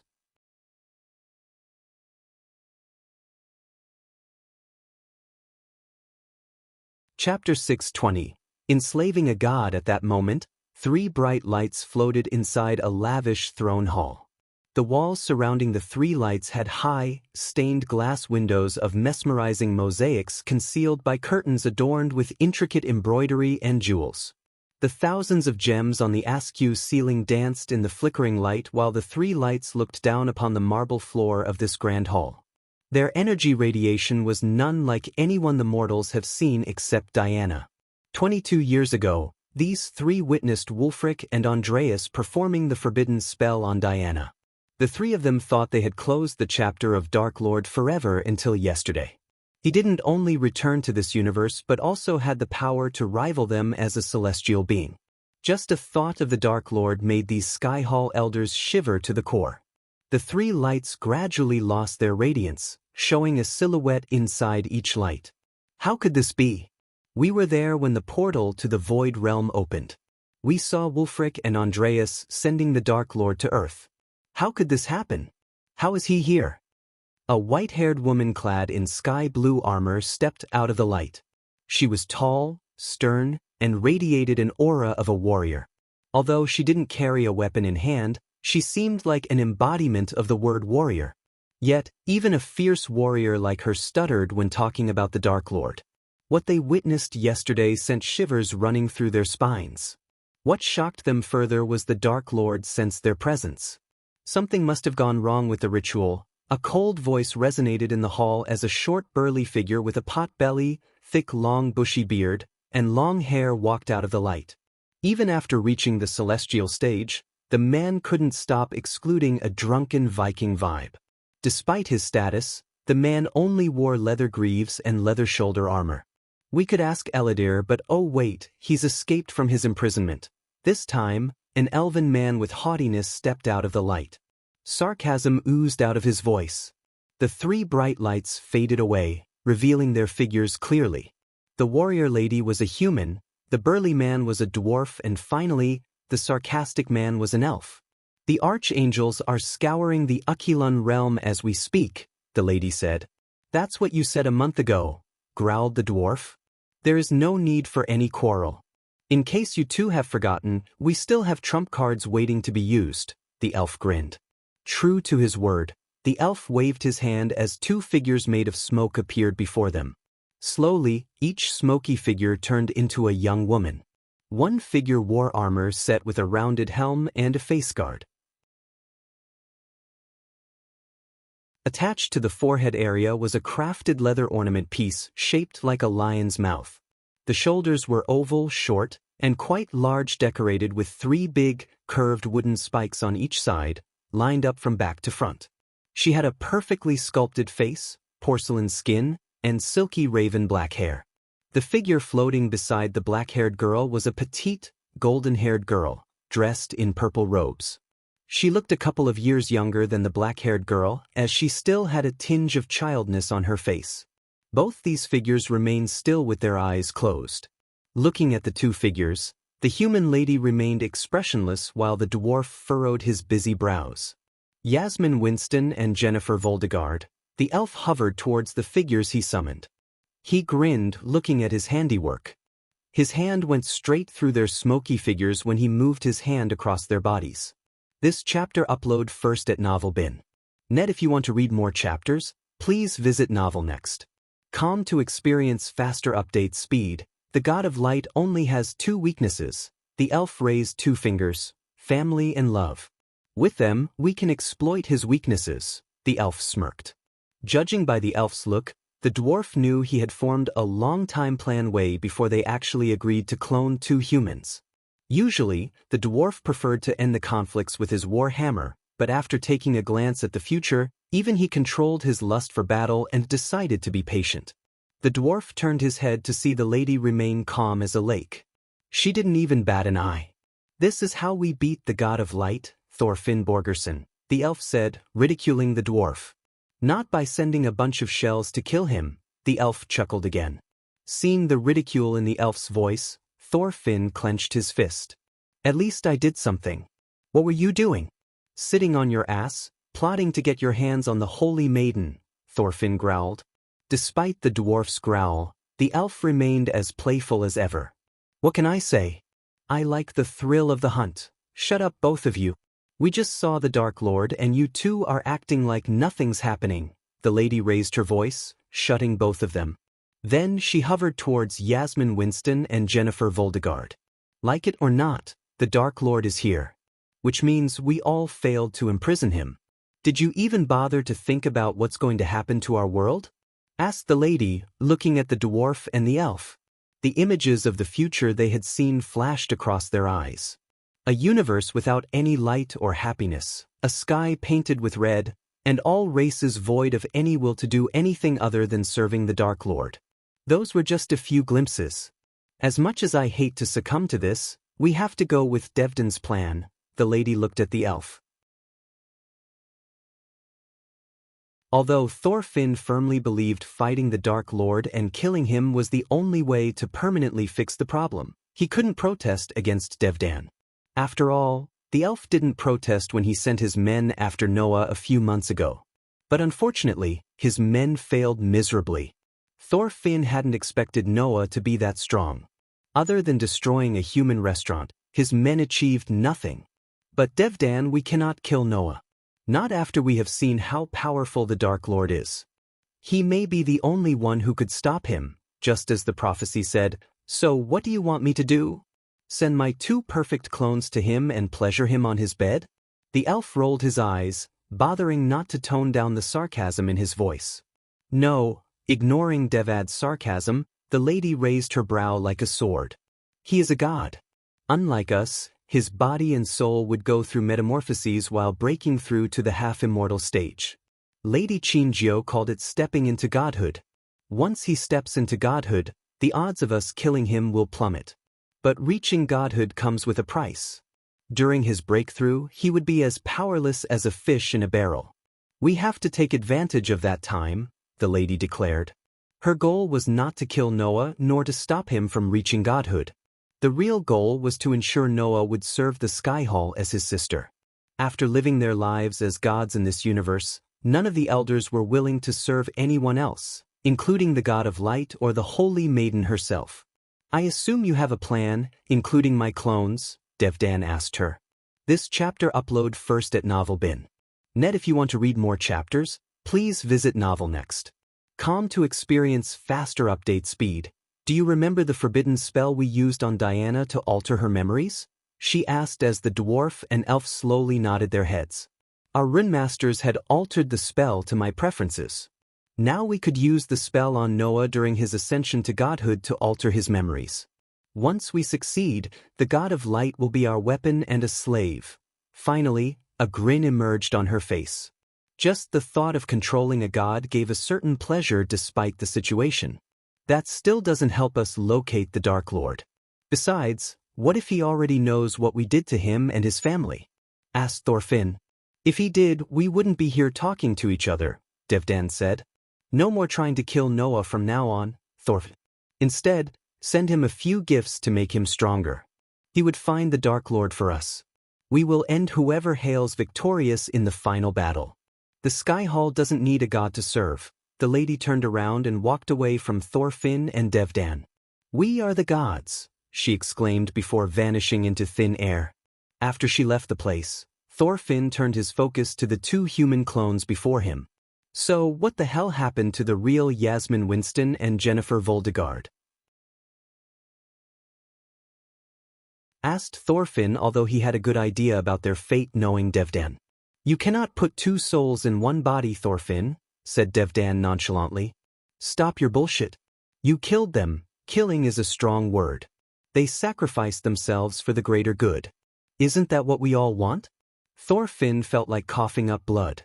He had lived for hundreds of years, yet he had never seen such a selfish person like Devdan in his life.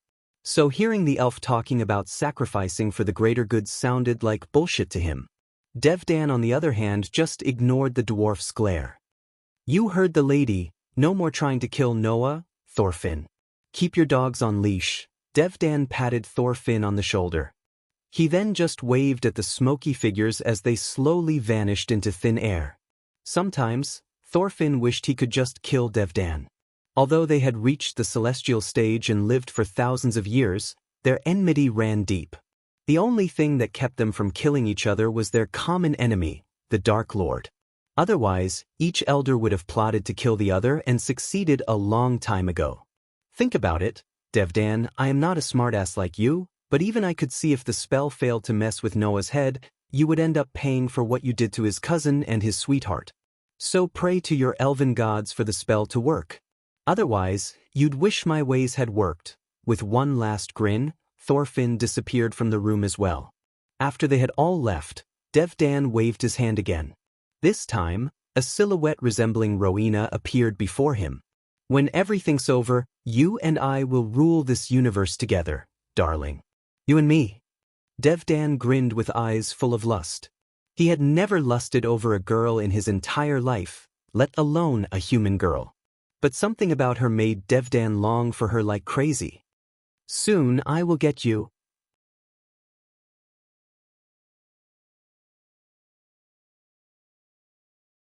Chapter 621. Ambushing Tanulia Valrin. Back in the tavern on the outskirts of Allen Allery, one of the three dukedoms and where the Aqua Palace was located, Tanulia Valrin made her way to the carriage waiting outside. The soldiers followed her close despite her cultivation stage. To be honest, she didn't need any protection as she was the strongest among them.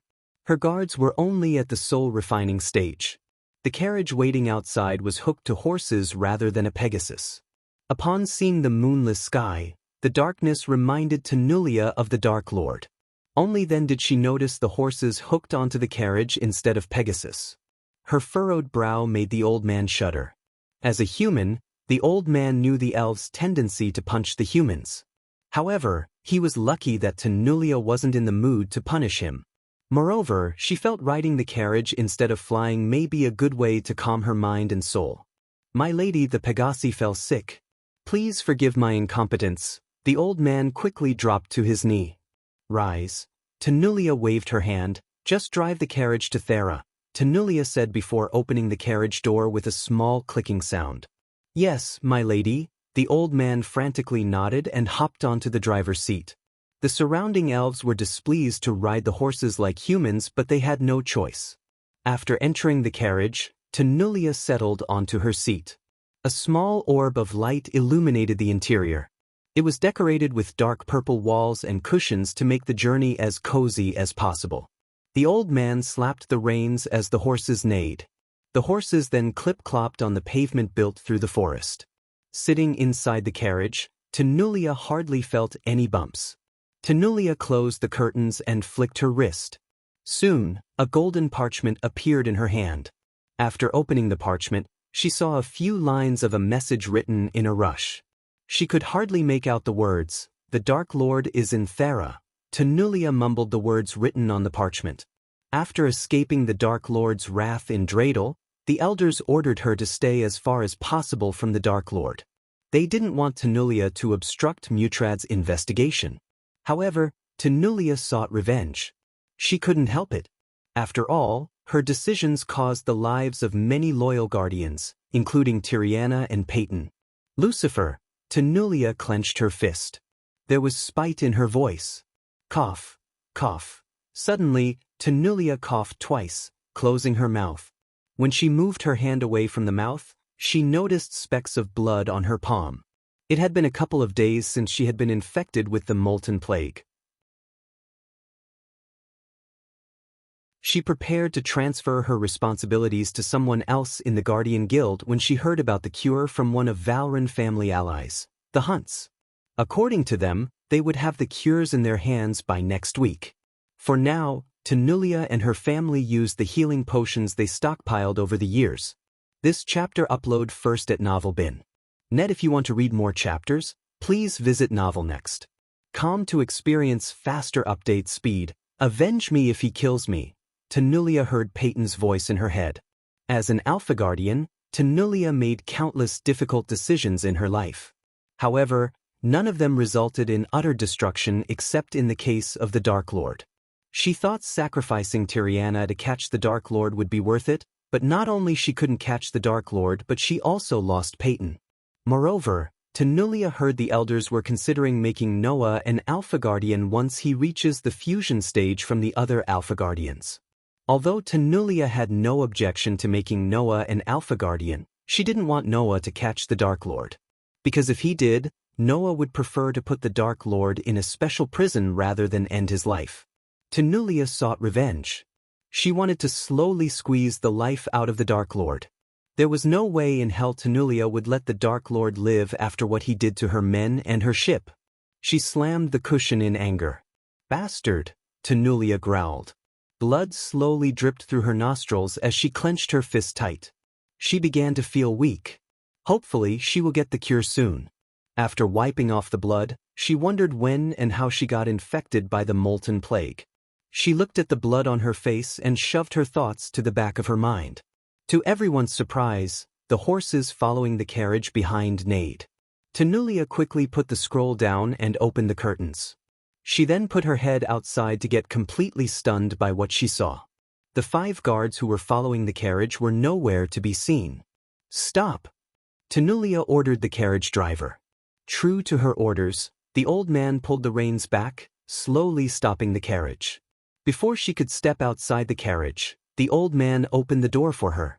Tenulia looked at the shuddering old man. The old man carried a torch to look around. With the torch's dim light, the old man could see horses neighing behind the carriages. To his surprise, the soul refiners riding the horses were nowhere to be seen. "What?" The old man shuddered. By this time, Tenulia had stepped out of the carriage. She noticed the old man gazing behind the carriage. When she turned her head, she could only see the frightened horses but not her guards. Immediately, Tenulia conjured a ball of light that emanated a bright white light several times brighter than the torch. As she cautiously approached the horses, they neighed louder and louder as though they were frightened by something. She surveyed the sight continuously, careful not to miss the smallest detail. "My lady, where did they go?" the old man asked in a husky voice.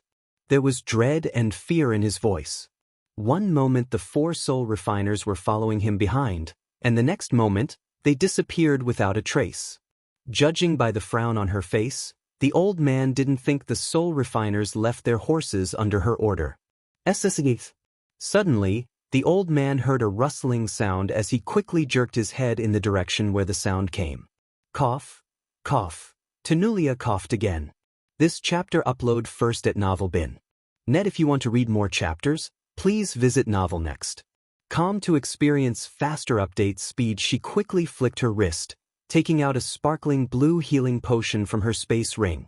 Without wasting a second, she emptied the potion into her mouth. There was something eerie about this.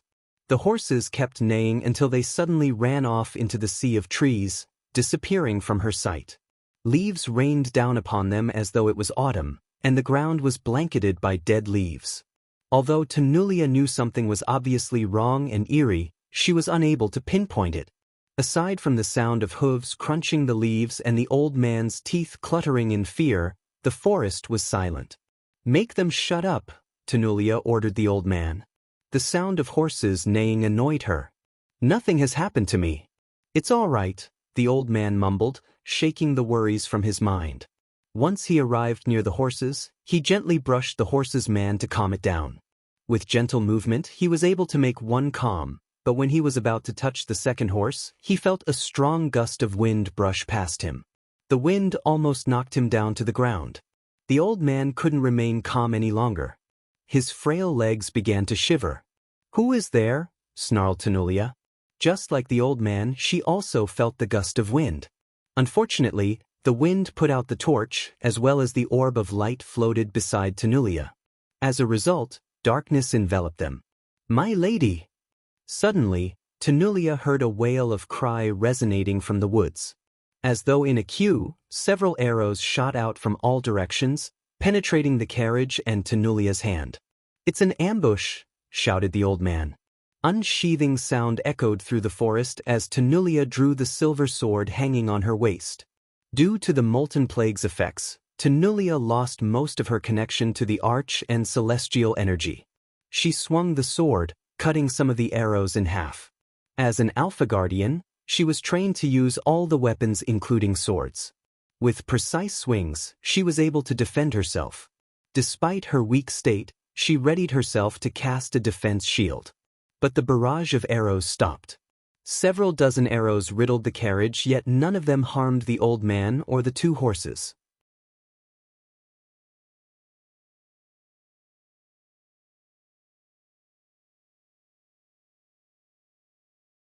Chapter 622, Gaia vs. Harriet. Tenulia gritted her teeth, moving her head to the side.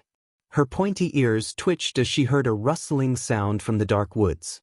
She pulled out the arrow from her hand. "Show yourself," Tenulia snarled. She snapped her finger as the torch on the ground lit up. Soon, Tenulia saw a figure walking out of the darkness in the torchlight. The figure wore a dark cloak. Under the cloak showing the glint of metal armor. With every step, a mild clanking sound echoed. However, the metal armor didn't resemble the ones the knights or royal guards wore. Rather, it seemed like the figure etched armor plates into flexible leather armor. Tenulia had fought soldiers wearing metal plate armor before. So she knew the drawbacks of cladding in full metal plate armor. In exchange for protection and defense, they forsake their movement and agility. "Who are you?" Tenulia asked the figure. Although the figure spoke the exact same words Harriet Hunt used to recite, Tenulia couldn't believe the figure might be the legendary Harriet Hunt. She died in an accident along with her two sisters. Besides, when Tenulia met Harriet 25 years ago, the latter was at the core strengthening stage. With Harriet's cultivation speed, she would have reached at least a fusion stage cultivator by now if she was alive. However, the figure who walked out of the shadows was only a soul refining stage cultivator. There was no way it was Harriet Hunt. To her surprise, the figure didn't attack Tenulia. Instead, the figure kept walking toward her. Tenulia grasped her sword tightly. She readied herself for the upcoming battle. Her instincts screamed at her to leap into the fray. But to his astonishment, the figure didn't even unsheath the two swords that formed an X behind her back. Instead, the figure snapped her finger as several objects hit the ground beside Tenulia without a heavy thudding sound. Tenulia turned her gaze towards the objects only to realize they were her personal guards. In the dim light, Tenulia saw the deep cuts across their necks. They died with their eyes open. Despite their cultivation level, the woman slit their throats without a problem. Tenulia slowly picked herself from the ground. "Answer me," snarled Tenulia. With no personal guards and energy, Tenulia knew it was going to be a battle of life or death. The odds were not in her favor. Tenulia Valran. "Next time you want to sacrifice someone else for your benefit, sacrifice yourself." Harriet slowly cracked her knuckles. Boom. Harriet raised her leg, sending a powerful kick to Tenulia's chest. The kick contained enough force to send Tenulia flying and colliding with the carriage. The horses neighed violently. Arg! Tenulia hit the ground with a small thud, a deep growl escaping her mouth. The old man, on the other hand, did not bulge from under the carriage. He just curled himself further, tightly closing his eyes. Through the small gap between the ground and the carriage, the old man saw Tenulia coughing up more blood. A few seconds after Tenulia hit the ground, Harriet dashed at Tenulia in a blink of an eye. The latter just grabbed Tenulia by her hair and picked her up. This chapter upload first at Novelbin. Net. If you want to read more chapters, please visit novelnext.com to experience faster update speed. Harriet slammed Tenulia's head against the carriage. Why? Thud. Harriet slammed Tenulia's head again. Can't. Yet again she slammed Tenulia's head. You, again, whore yourself. The carriage trembled each time Harriet slammed Tenulia against it. Cracks began to form in the carriage where Harriet kept slamming Tenulia's head against. Because Tenulia had lost her connection to the energies, her body wasn't strong enough to withstand the blows. As a result, the back of her head split open. To the vampires? Tenulia hit the ground again with a sharp pain in the back of her head. When Harriet picked up Tenulia, the latter mustered all the remaining strength in her body and stabbed Harriet. The pair of killing intent-filled eyes under the dark hood glared at Tenulia before grabbing her sword. Harriet yanked the sword out of Tenulia's hand. Ah! With a roar, Harriet punched Tenulia right in the abdomen. Tenulia managed to block the punch using her forearm. But to Tenulia's horror, the punch carried enough force to make her fly towards a nearby tree. She hit the trunk and splintered with flew. She coughed as pain coursed through her entire body. Tenulia looked at her arm to see a white bone sticking out in the dim torchlight. Even though Tenulia lost her ability to use energy, she could still gauge someone else's power level. The woman might be at the soul refining stage, but her punch carried the force of a fusion stage cultivator. Tenulia doubted she could fight the woman toe-to-toe with her full cultivation and win. The woman was a monster. Tenulia had no doubt in that matter. By the time Tenulia managed to pick herself up again, Harrier appeared in front of her in a flash. Tenulia could feel the murderous aura radiating from the woman's body. Tenulia had never felt such killing intent. It was as though the woman craved taking her life in the most brutal way possible. But no matter what, Tenulia wouldn't go without a fight or beg for mercy.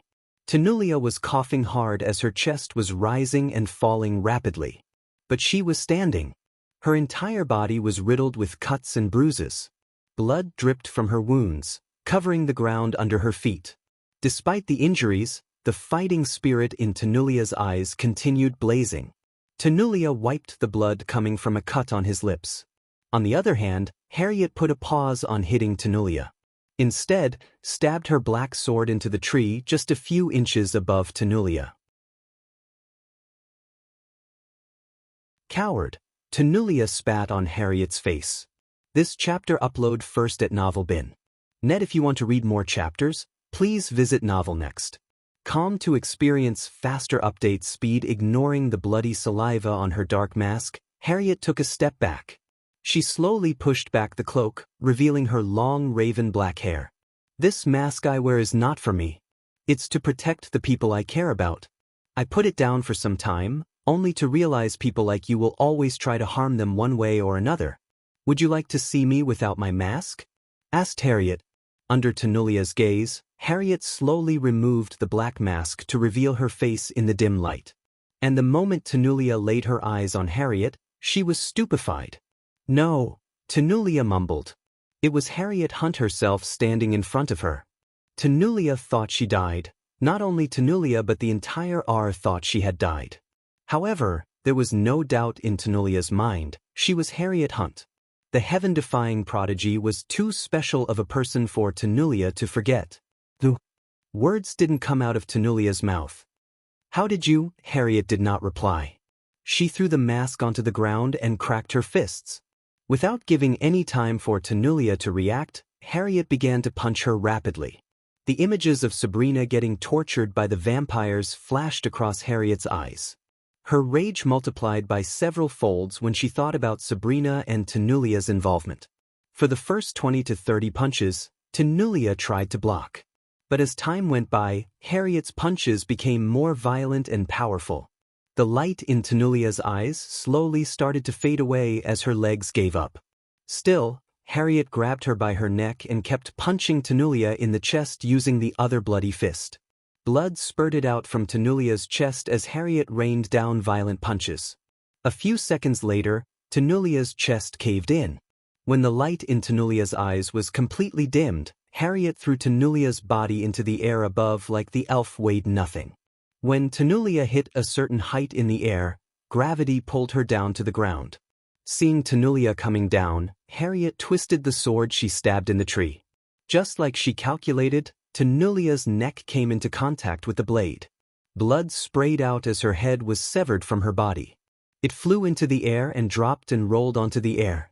Harriet noticed there were tears in the corner of Tenulia's eyes. Was it rage, shock, or regret? Harriet did not know. To be honest, there was no need to find the answer. Tenulia sent Sabrina into a trap, knowing what the vampires would do to her. Harriet had to kill Tenulia before she could harm her family any more than she had already. Harriet felt no regret or remorse, not even a bit. If roles were changed and she hurt one of the Valrans, Harriet doubted Tenulia would show her any mercy. A while later, the headless body hit the ground. Harriet turned her gaze to the body, noticing the glowing rune on Tenulia's chest. If Harriet had severed Tenulia's head herself, the rune would have transferred itself to her, and the Valrans would have come seeking revenge. However, Tenulia died by falling from the air and cutting her head with the sword. So the rune had no living person to attach itself to.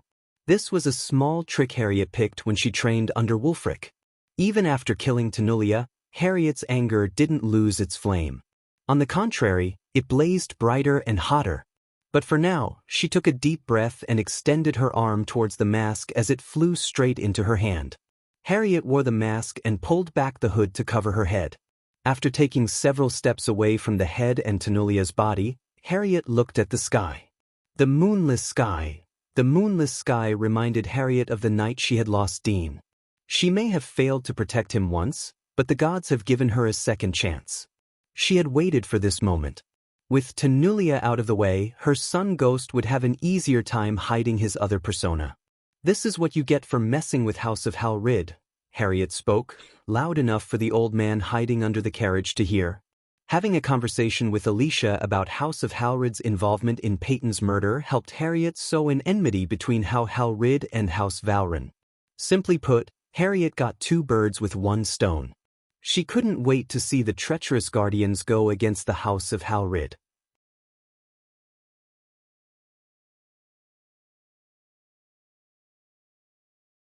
Chapter 6:23, Gaia vs. Harriet 2. After killing Tenulia, Harriet readied to leave the area. Just as she was about to disappear into the woods, Harriet heard a rustling sound.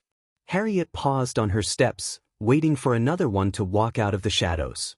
As Harriet expected, a figure clad in black armor from head to toe emerged from the woods. Just with a single look, Harriet could tell the figure was a woman due to the perfect hourglass structure and the way she walked toward her.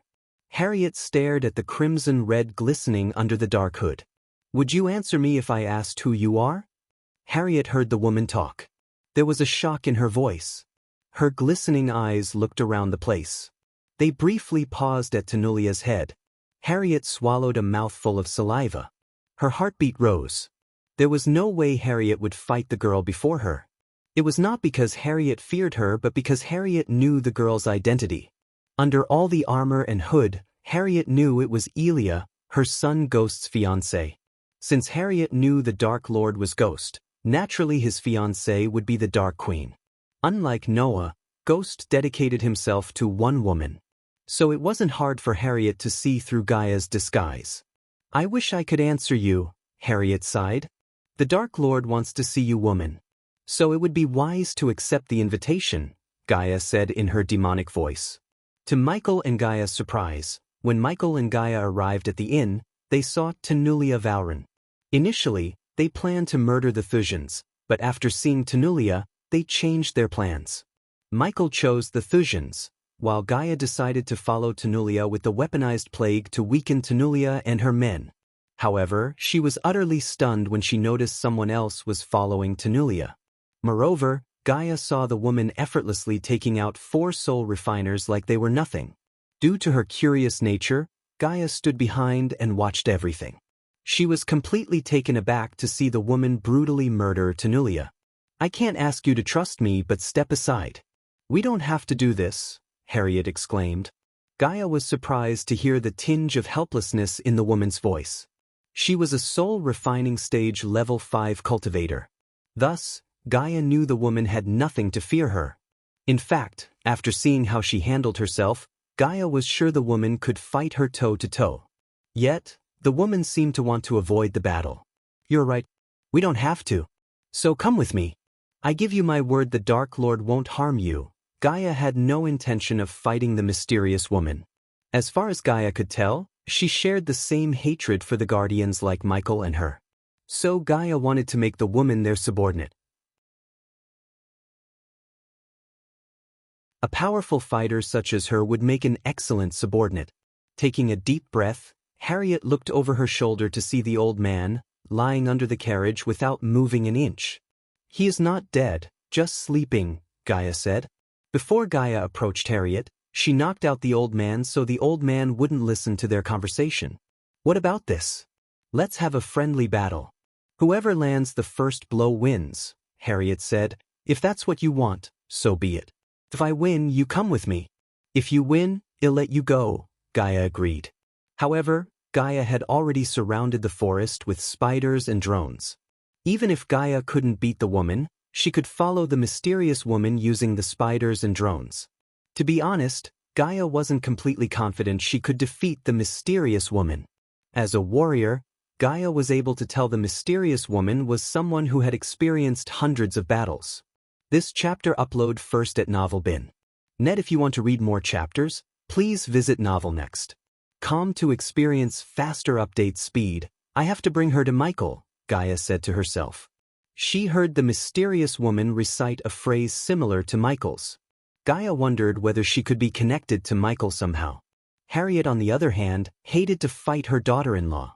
Elia was her family, but Harriet would rather fight Elia than her own son. She had a better chance of defeating Elia than Dean. Suppose Dean recognized her face, everything Harriet had done would go in vain. No matter what happened, she must protect her identity. Gaia slowly made her way to Harriet. To Gaia's surprise, Harriet didn't unsheath her swords. Instead, she just cracked her knuckles. Upon getting closer to Harriet, Gaia released the fear toxin from her suit of armor. However, Harriet noticed the change in the air. Fortunately, she was immune to all the poisons and illnesses thanks to her ancient god Aurora's blood coursing through her veins. When Gaia and Harriet met in the middle, Gaia threw her fist, aiming for Harriet's head. The latter managed to bend back and avoid the fist. As soon as Harriet dodged the fist, she raised her leg to kick Gaia in the abdomen, but the latter swayed her body to the side, avoiding the kick. Without giving Harriet a second to react, Gaia leaped into the air, attempting to land a kick on Harriet's head. Harriet kept blocking the kicks using her hands as Gaia traveled in the air for a couple of minutes. Blocking her kicks, Harriet's hands started to numb, but she continued to do so. Finally, after blocking almost 60 kicks, Harriet grabbed Gaia's leg and threw her against a nearby tree. Yet, Gaia managed to kick the tree, stopping herself from colliding with the tree. Her kick had enough power to create cracks in the bark. Splinters flew in all directions as the leaves rained down due to the force. Before her feet could touch the ground, Gaia boosted herself using the tree and shot toward Harriet like an arrow. Her shock wave created by Gaia's boost obliterated the poor tree into pieces. Harriet was surprised to see Elia's speed and her battle awareness. The dormant warrior deep down Harriet woke up excitedly. When Gaia's fist was about to hit Harriet's face, Harriet spun around to kick Gaia in the face. Just as she surprised Harriet, the latter surprised Gaia. Luckily, Gaia managed to grab Harriet's leg as they both fell to the ground. They both quickly kicked up almost at the same time. "You are good," Gaia said, admiring the mysterious woman. "I can say the same to you," Harriet said. Her son's choice was spot on. Elia was a perfect match for him in every way. It was a pity Harriet had to fight her loving daughter-in-law. "You don't want to use those swords?" asked Gaia. She wanted to see if this woman possessed the same fighting style as Ghost. "You are an archer, not a swordsman," Harriet calmly said, surprising Gaia. Gaia couldn't help raising her brow behind her mask. "How did she?" "Might be a lucky guess." Gaia shook off the doubts in her head. "I don't want to hurt you, but I don't want to hold back either. After all, the longer we stay here, the less safe we are," said Harriet.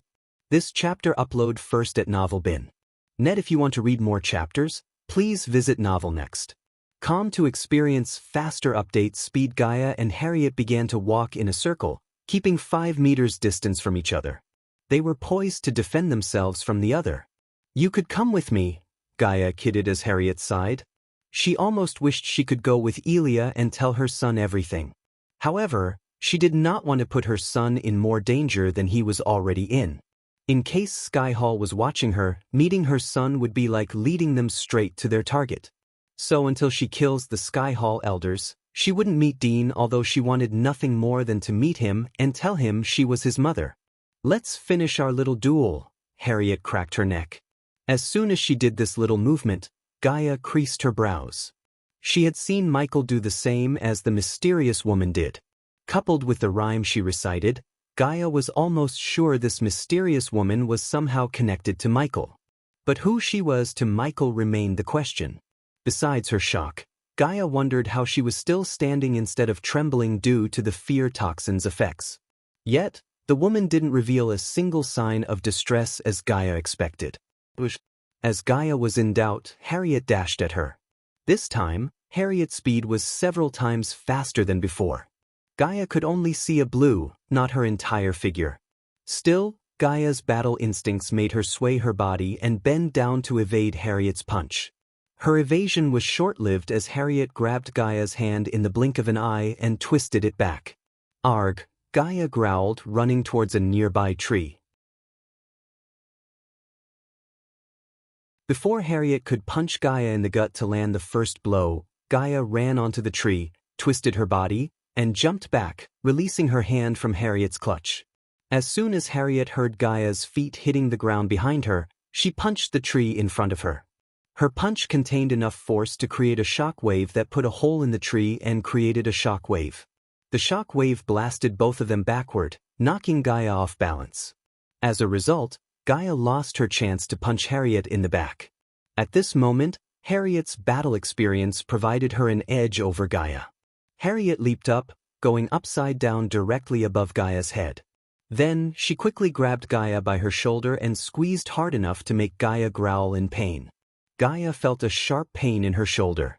She wanted to dash away, but her body refused to move. It felt as though her body was paralyzed. "What did you?" Gaia's voice trailed off. "If God's permits, I will teach you this technique." Harriet landed behind Gaia, whispering into her ears. "I win." Harriet gently punched Gaia in the shoulder instead of punching her like she punched Tanulia. "Wait." Gaia tried to stop Harriet only to see her exhale deeply before flying into the sea of trees. "Michael." Gaia sent a sliver of arch energy to the earpiece in her ear to connect to Michael. Gaia heard a click in her ears.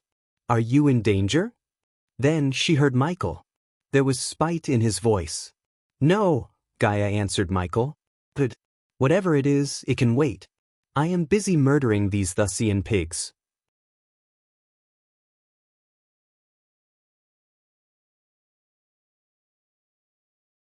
Chapter 624. First step in destroying Thusia. After the Valrans left the inn, the Thusians had the place to themselves. Except for the girl the king sent with them, they all remained in the hall, enjoying their hot beverage and the fireplace. Unknowing to them, a fifth figure entered the tavern through the roof. "What do you think we'll get tomorrow?" Freddy asked Ryda and the others. "I have no idea. The Aqua Palace keeps a tight lid on the items for the upcoming rounds. We can get information about the warm-up items, but it's impossible to get something about the others. But whatever they are, His Majesty gave me full authority to buy whatever I see that would make Wuxia stronger," said Ryda with a tinge of pride in his voice. Not every day the king trusted Ryda with an important task such as acquiring rare and valuable items for Wuxia. "Don't be too haughty, Ryda." Seeing the grin on Ryda's face, Freddy rolled his eyes. "The king doesn't trust you. If he did, he would have given the coins to you instead of her." His words drained the smile on Ryda's face. Although he didn't want to admit it, he knew that was the truth deep down. The king trusted the girl more than he trusted his ministers. "Speaking of, is there something else going on with the girl?" "What do you mean?" Freddy turned his gaze towards the bald man. "The queen is awfully chummy with the girl. I get that she is Princess Victoria's best friend and all that. But it seems like she is more than that." Ryda, Freddy, and the red-haired man who remained silent the whole time creased their brows. "Oh come on, we are all thinking about it. There is no one here listening to us." The bold guy once again rolled his big eyes. "Then speak your mind, Baldy," Freddy said.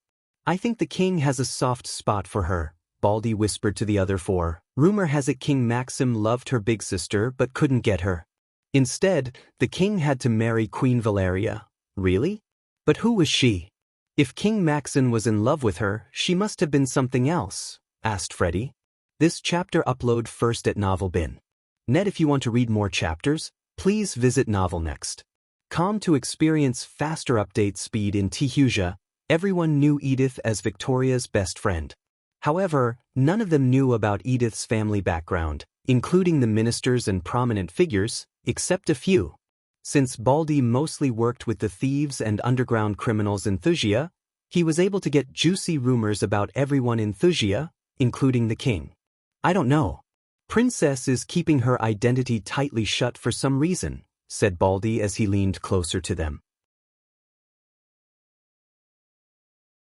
"There might be a chance King Maxim is looking to marry her as his second queen. Since kings marrying several girls was a normal thing, they weren't surprised as Michael, who listened to their conversation through a spider. So he wants to get the little fish since he couldn't get the big one?" Ryda chuckled. They knew about King Maxim's thirst for power and stubbornness to get whatever he wanted no matter the cost. So it wouldn't surprise them if King Maxim married Edith despite their age difference. Yet again, the age difference wasn't a big deal among the cultivators. If I am right, Edith's sister might be a prominent figure somewhere. Suppose King Maxim married Edith, her big sister would be obliged to aid Wuxia in the wars. "It's a win-win for the king," Freddy said as the others gave him a slow nod. "Wars? They are coming to an end in a few months. General Booth is literally killing thousands out there." Ryda raised 3 fingers. "They'll give you 3 months. In that time, Wuxia will annex all those who stood against us and become the largest kingdom in Azair. After that, General Booth will be named the Duke of Valeria." Michael, who heard the name, clenched his fist. 2 years ago, General Booth destroyed his sanctuary and massacred the people who raised him. The man was a devil incarnate who loved the suffering of others. Michael remembered the grin on his face when he slaughtered everyone regardless of gender or age. He could imagine how powerful Booth is now with cosmic energy coursing through his veins. The only reason King Maxim Barnes wanted to build an empire was to hide the cosmic stream. If any kingdom left standing against Wuxia, they might eventually find out about the cosmic stream. Michael knew Maxim would go to any length to prevent that from happening. "That's what they are calling it?" asked Freddy. There was ridicule in his voice as though he would have chosen a better name than that. "Yes, Freddy, that's what we are calling it. Don't forget you are a part of Wuxia, the first empire to have vessels across continents." Ryda deepened his voice. Initially, Kingdom Wuxia was a part of the Elon continent. But King Maxim Barnes waged war against Kingdom Nalia and erased Nalia from the map. Soon, Nalia became the new Thusia as King Maxim transferred his capital to the Azer continent. Fortunately for King Maxim, Nalia was ruled by a dictator who couldn't care less about the citizens. So when King Maxim achieved a glorious victory as the citizens welcomed King Maxim with bright smiles and parades. To this date, there wasn't a single protest against King Maxim for decimating Nalia. Although King Maxim was a treacherous, power-hungry man, he was a great king. Citizens prospered under his rule. As a result, he received undying loyalty and adoration from his people. Freddy nodded and leaned back in his chair. The burning logs crackled in the fireplace, breaking through the silence. Finally, they all just decided to stop gossiping and enjoy the moment. However, the four friends had no idea someone was standing around the corner, watching them and waiting for them to inhale more and more poisonous air. Cough. Freddy coughed. At first, it was a simple short cough. But as minutes passed, Freddy's coughing became rough and loud. What the? Freddy closed his mouth while coughing. When he pulled his palms away, he saw blood covering his inner palm. He was shocked, and so were the others. Before they could react, they all began to cough, just like Freddy. What is happening? Ryda stammered. He couldn't control the urge to cough. The more he coughed, the more pain he felt all over his body. Soon, blood sprayed out of their mouth. Suddenly, the chandelier began to flicker. Howling wind entered the hall, shaking the chandelier and everything in the room. The flames violently danced inside the fireplace, trying to fight the strong gusts of wind. They all tried to pick themselves up from the sofas. Clink. Baldy dropped the glass in his hand. Glass shattered into pieces. They kept coughing harder and harder until their faces turned pale. Little by little, their vision became blurry. To their astonishment, the room slowly grew darker and darker. A strong gust of wind snuffed out the chandelier, turning the place as dark as the midnight sky. The only light the four friends had was the weak flames swaying inside the fireplace. They dimly lit the place, hardly revealing anything. This chapter upload first at Novelbin. Net if you want to read more chapters, please visit Novelnext.com to experience faster update speed. Since Ryda was the strongest among them, he was able to pick himself up with great difficulty. The others looked exhausted by coughing up blood. Although Ryda stood up, he didn't know what to do next. In fact, he didn't even know what was going on. One moment, they were sitting in front of the fireplace and enjoying their drinks, and the next, they were coughing up blood. He tried to spread his senses throughout the room, only to realize he simply couldn't. Arg, Ryda growled, trying to feel the celestial energy in the atmosphere. But no matter what, he couldn't feel anything except the excruciating pain in his lungs. How does it feel? All of a sudden, a demonic voice resonated in the area, followed by the sound of doors shutting around them. Ryda turned around. He screamed as a tall, dark, menacing figure stood before him. Ryda could see the glowing red eyes under a dark hood even in the dim light. Ryda stumbled backward, falling to the ground on his butt. His entire body shivered as though he was trapped in a snow mountain. You. Ryda stammered. He was immediately flooded with everything he heard about the Dark Lord from the spies. Even though he currently lived in Thusia in Azer, he hailed from Elon. Every time he traveled to Elon through the portal in Thusia, he would hear something about the Dark Lord. The nobles were terrified of him while a group of commoners worshipped him. Everything he heard from his relatives and friends in Elon flashed across Ryda's eyes. Many nobles left Elon fearing the wrath of the Dark Lord. Without even Michael introducing himself, Ryda recognized him as the Dark Lord thanks to his menacing suit of armor. Ryda would have wet his pants if Michael wore his dark suit version too. This one he currently wore was the old suit, with full dark robes, hood, and a cape. There were no intricate details, silver linings, metal plates, or runes engraved onto this armor. Rather, it was a plain black suit of armor. Nonetheless, his legend made Ryda shiver at the simple sight of him. Thanks to the Molten Plague, Michael did not need any armor to protect himself. Michael saw Ryda crawl back in fear. But before he could deal with the Thusians, Michael waved his hand as the crystal containing the ice dragon's heart flew straight to his hand from the table beside.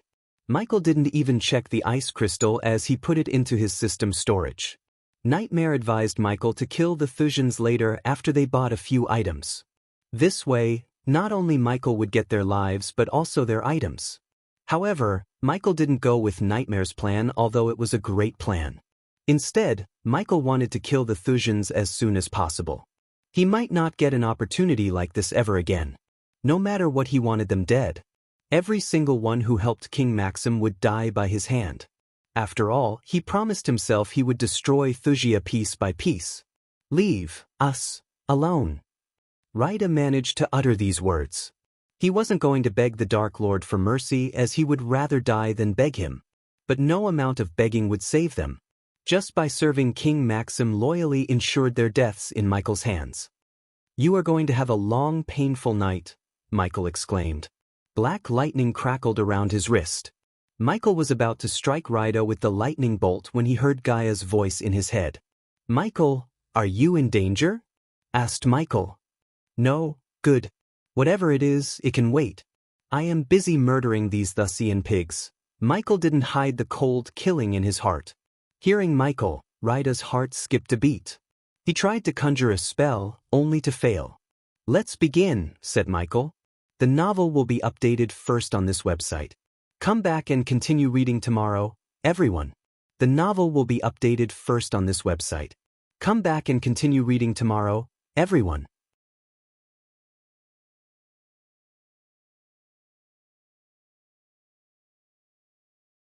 Chapter 625.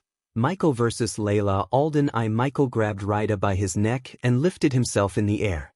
He was the strongest among the four. So Michael focused on Raida. As Michael lifted Raida in the air, his legs twitched. Raida gasped for air, reaching out for Michael's neck. Raida wanted to squeeze Michael's neck, yet he simply couldn't reach his neck. Still, Raida tried until the lack of oxygen to his brain made his hands lose strength. Boom! Michael slammed Raida on the wooden table. Wooden splinters flew in all directions. Arg! Raida coughed more blood. Michael ignored Raida's pain because inflicting as much pain as possible was his intention. "Are you a loyal and reasonable person?" Michael asked Raida. Slowly, Michael placed his boot on Raida's feet. "Are you a loyal and reasonable person?" Michael repeated his words with a more deep voice than before. "Yes." Raida felt an excruciating pain in his feet as Michael applied a little bit more pressure. Raida could hardly breathe. Raida shouted as loud as he could. He hoped answering yes would make the Dark Lord stop crushing his feet. Luckily, Michael did stop crushing Raida's feet. "Loyal to Wuxia." Michael snickered. For a moment, Michael just looked around the hall. He then raised his hand upwards, sending a powerful blast of wind. It destroyed the roof, putting a large hole directly above Michael. As a result, Michael felt more powerful under the dark sky. "Get up." Michael walked towards Freddy, who hated Ghost. "His tone." Raida stammered. "Freddy, Freddy, Freddy." Michael devilishly chuckled before picking Freddy off the ground by his neck. "I can literally smell the racism in you." Michael gently squeezed Freddy's neck until his face lost all color. While Michael was squeezing, a small needle extended from Michael's wrist, injecting the antidote to molten plague into Freddy's body. But Michael wanted Freddy and everyone to feel the pain. A few seconds later, Freddy slowly opened his eyes. His brain didn't even process what was in front of him when Michael slammed Freddy to the ground. Before even Freddy could scream, Michael kicked Freddy in the chest. His kick produced a cracking noise as though Michael had broken several ribs in Freddy's chest. Freddy coughed and groaned in pain. Meanwhile, Michael turned his gaze towards Baldi, who dealt with an underground criminal empire in Wuxia. Just like he did to Freddy, Michael injected Freddy with the antidote before torturing him. To be honest, Michael hated torturing and wasting time with his enemies. However, he had some exceptions when it came to Wuxia. "Where what happened?" Baldi mumbled. This time, Michael waited till Baldi to clearly see his face. He was curious to see how Baldi would react.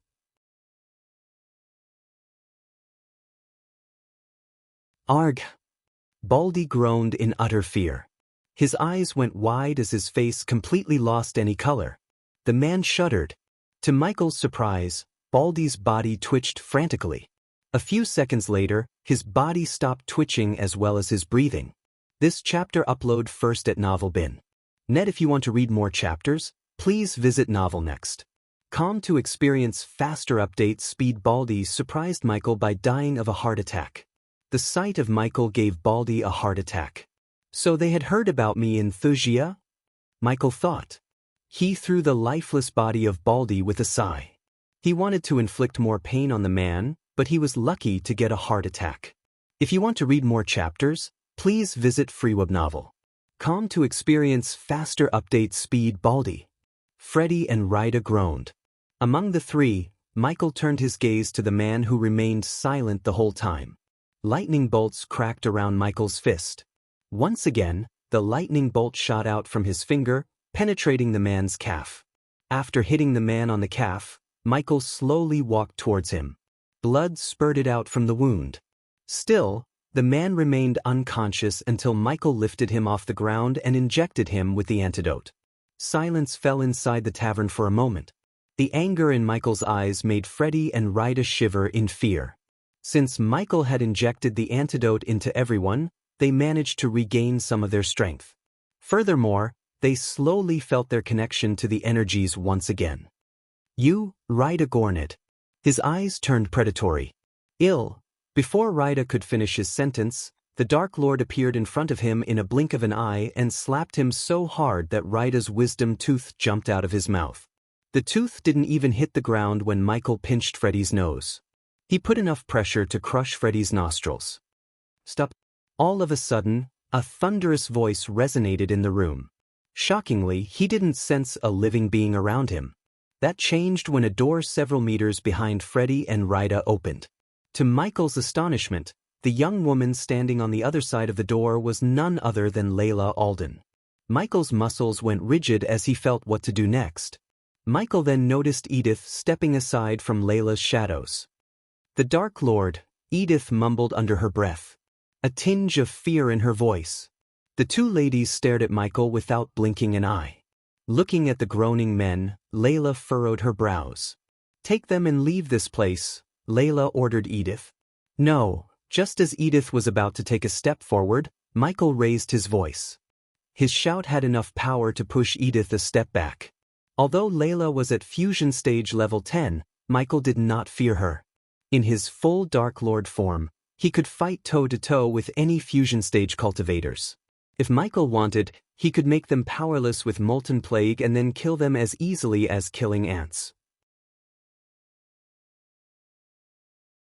Michael hesitated to use the Molten Plague on Layla. After all, he had a soft spot for Layla in the corner of his heart. Suddenly, a dread of a feeling hit Michael's core.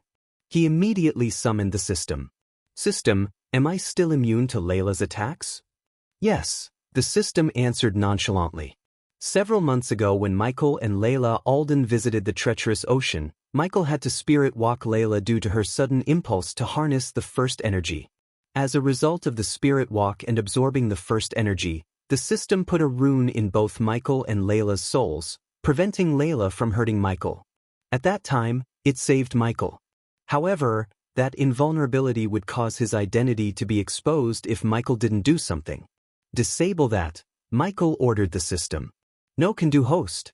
You should have upgraded the system before asking this. The system almost sounded as though it had enough of Michael's hesitation to upgrade it. Not that Michael didn't want to upgrade the system, but other things such as saving badass points to find the cure and legendary skill took higher priority. As soon as the auction ends, Michael would upgrade the system. That was his first thing to do next. He just needed 200,000 badass points for the upgrade. Time for Plan B then. Michael took a deep breath. This chapter upload first at novelbin.net. If you want to read more chapters, please visit novelnext.com to experience faster update speed. Layla Alden. Michael uttered Layla's name in his demonic voice.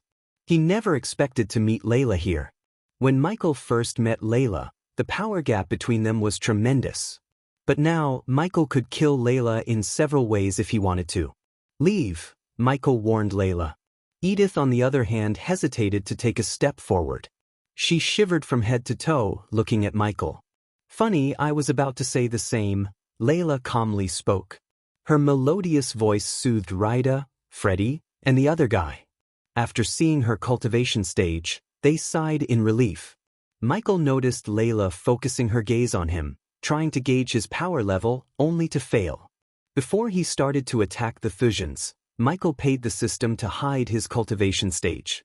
Otherwise, people like Mutrad could come up with the theory that the Dark Lord they fought near the Holy Church was an impostor. This does not concern you, Layla Alden. If you turn back and leave, I won't hurt you or your family, Michael threatened Layla. He wasn't making a false promise either. His anger toward the Thusians outweighed Layla's well-being.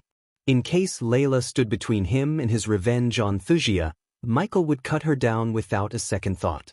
Edith, take this. Michael noticed Layla flicking her wrist. Soon, a golden scroll appeared in her hand. She handed over the scroll to Edith. When you reach them, teleport away, Layla ordered Edith. But big sister? Michael was yet again taken aback by surprise. It was a good thing Michael covered his face with a mask. Otherwise, Layla would have seen through his shock. After hearing Edith, Michael's brain connected all the dots. He creased his brows. Considering Edith was Victoria's best friend, she would obviously stand between him and the destruction of Wuxia. Especially when he was about to kill Victoria. At that moment, Layla might intervene to save her little sister. This complicated things for Michael. Not only Edith had Noah but also Layla to save her. I don't have time for these squabbles. If you don't get out of here in 3 seconds, Michael raised 3 fingers. Each step Michael took forward made Edith's heart shudder in fear. Freddie and Rida slowly picked themselves up. They tried to leave the place, leaving Layla and the Dark Lord to battle it out. Simply put, they wanted to save their butts. Despite their cultivation level, they did not even think of helping Layla. 1. Michael began the count. 2. Before even Michael could count to 3, a bright light in the shape of a vina appeared in Layla's hand. Soon, the light faded, revealing the angel's vina. Ding! A powerful wave of energy shot out of the vina when she played the strings with her soft fingers. To Michael's shock, the energy wave blasted him onto the wall behind. If it wasn't for the invisible responsive shield that absorbed half of the energy wave's power, he couldn't have landed on his feet. Surprisingly, the energy wave only hit Michael as everything else in the room remained untouched by the energy wave. I thought she couldn't hurt me, Michael questioned the system. She must have found a new way to harm you, host. Michael wanted to strangle the system. It said Layla couldn't harm him anymore back on the treacherous ocean. Now the system had gone back on its way. However, it worked to Michael's advantage. So you've chosen violence. Michael brushed off the dust on his shoulder. The very next moment, Edith saw dark clouds shrouding the Dark Lord. The room grew darker and darker. You're tuning in to the Wandering Hero YouTube channel. Don't forget to subscribe and join us on this journey to catch the most captivating stories.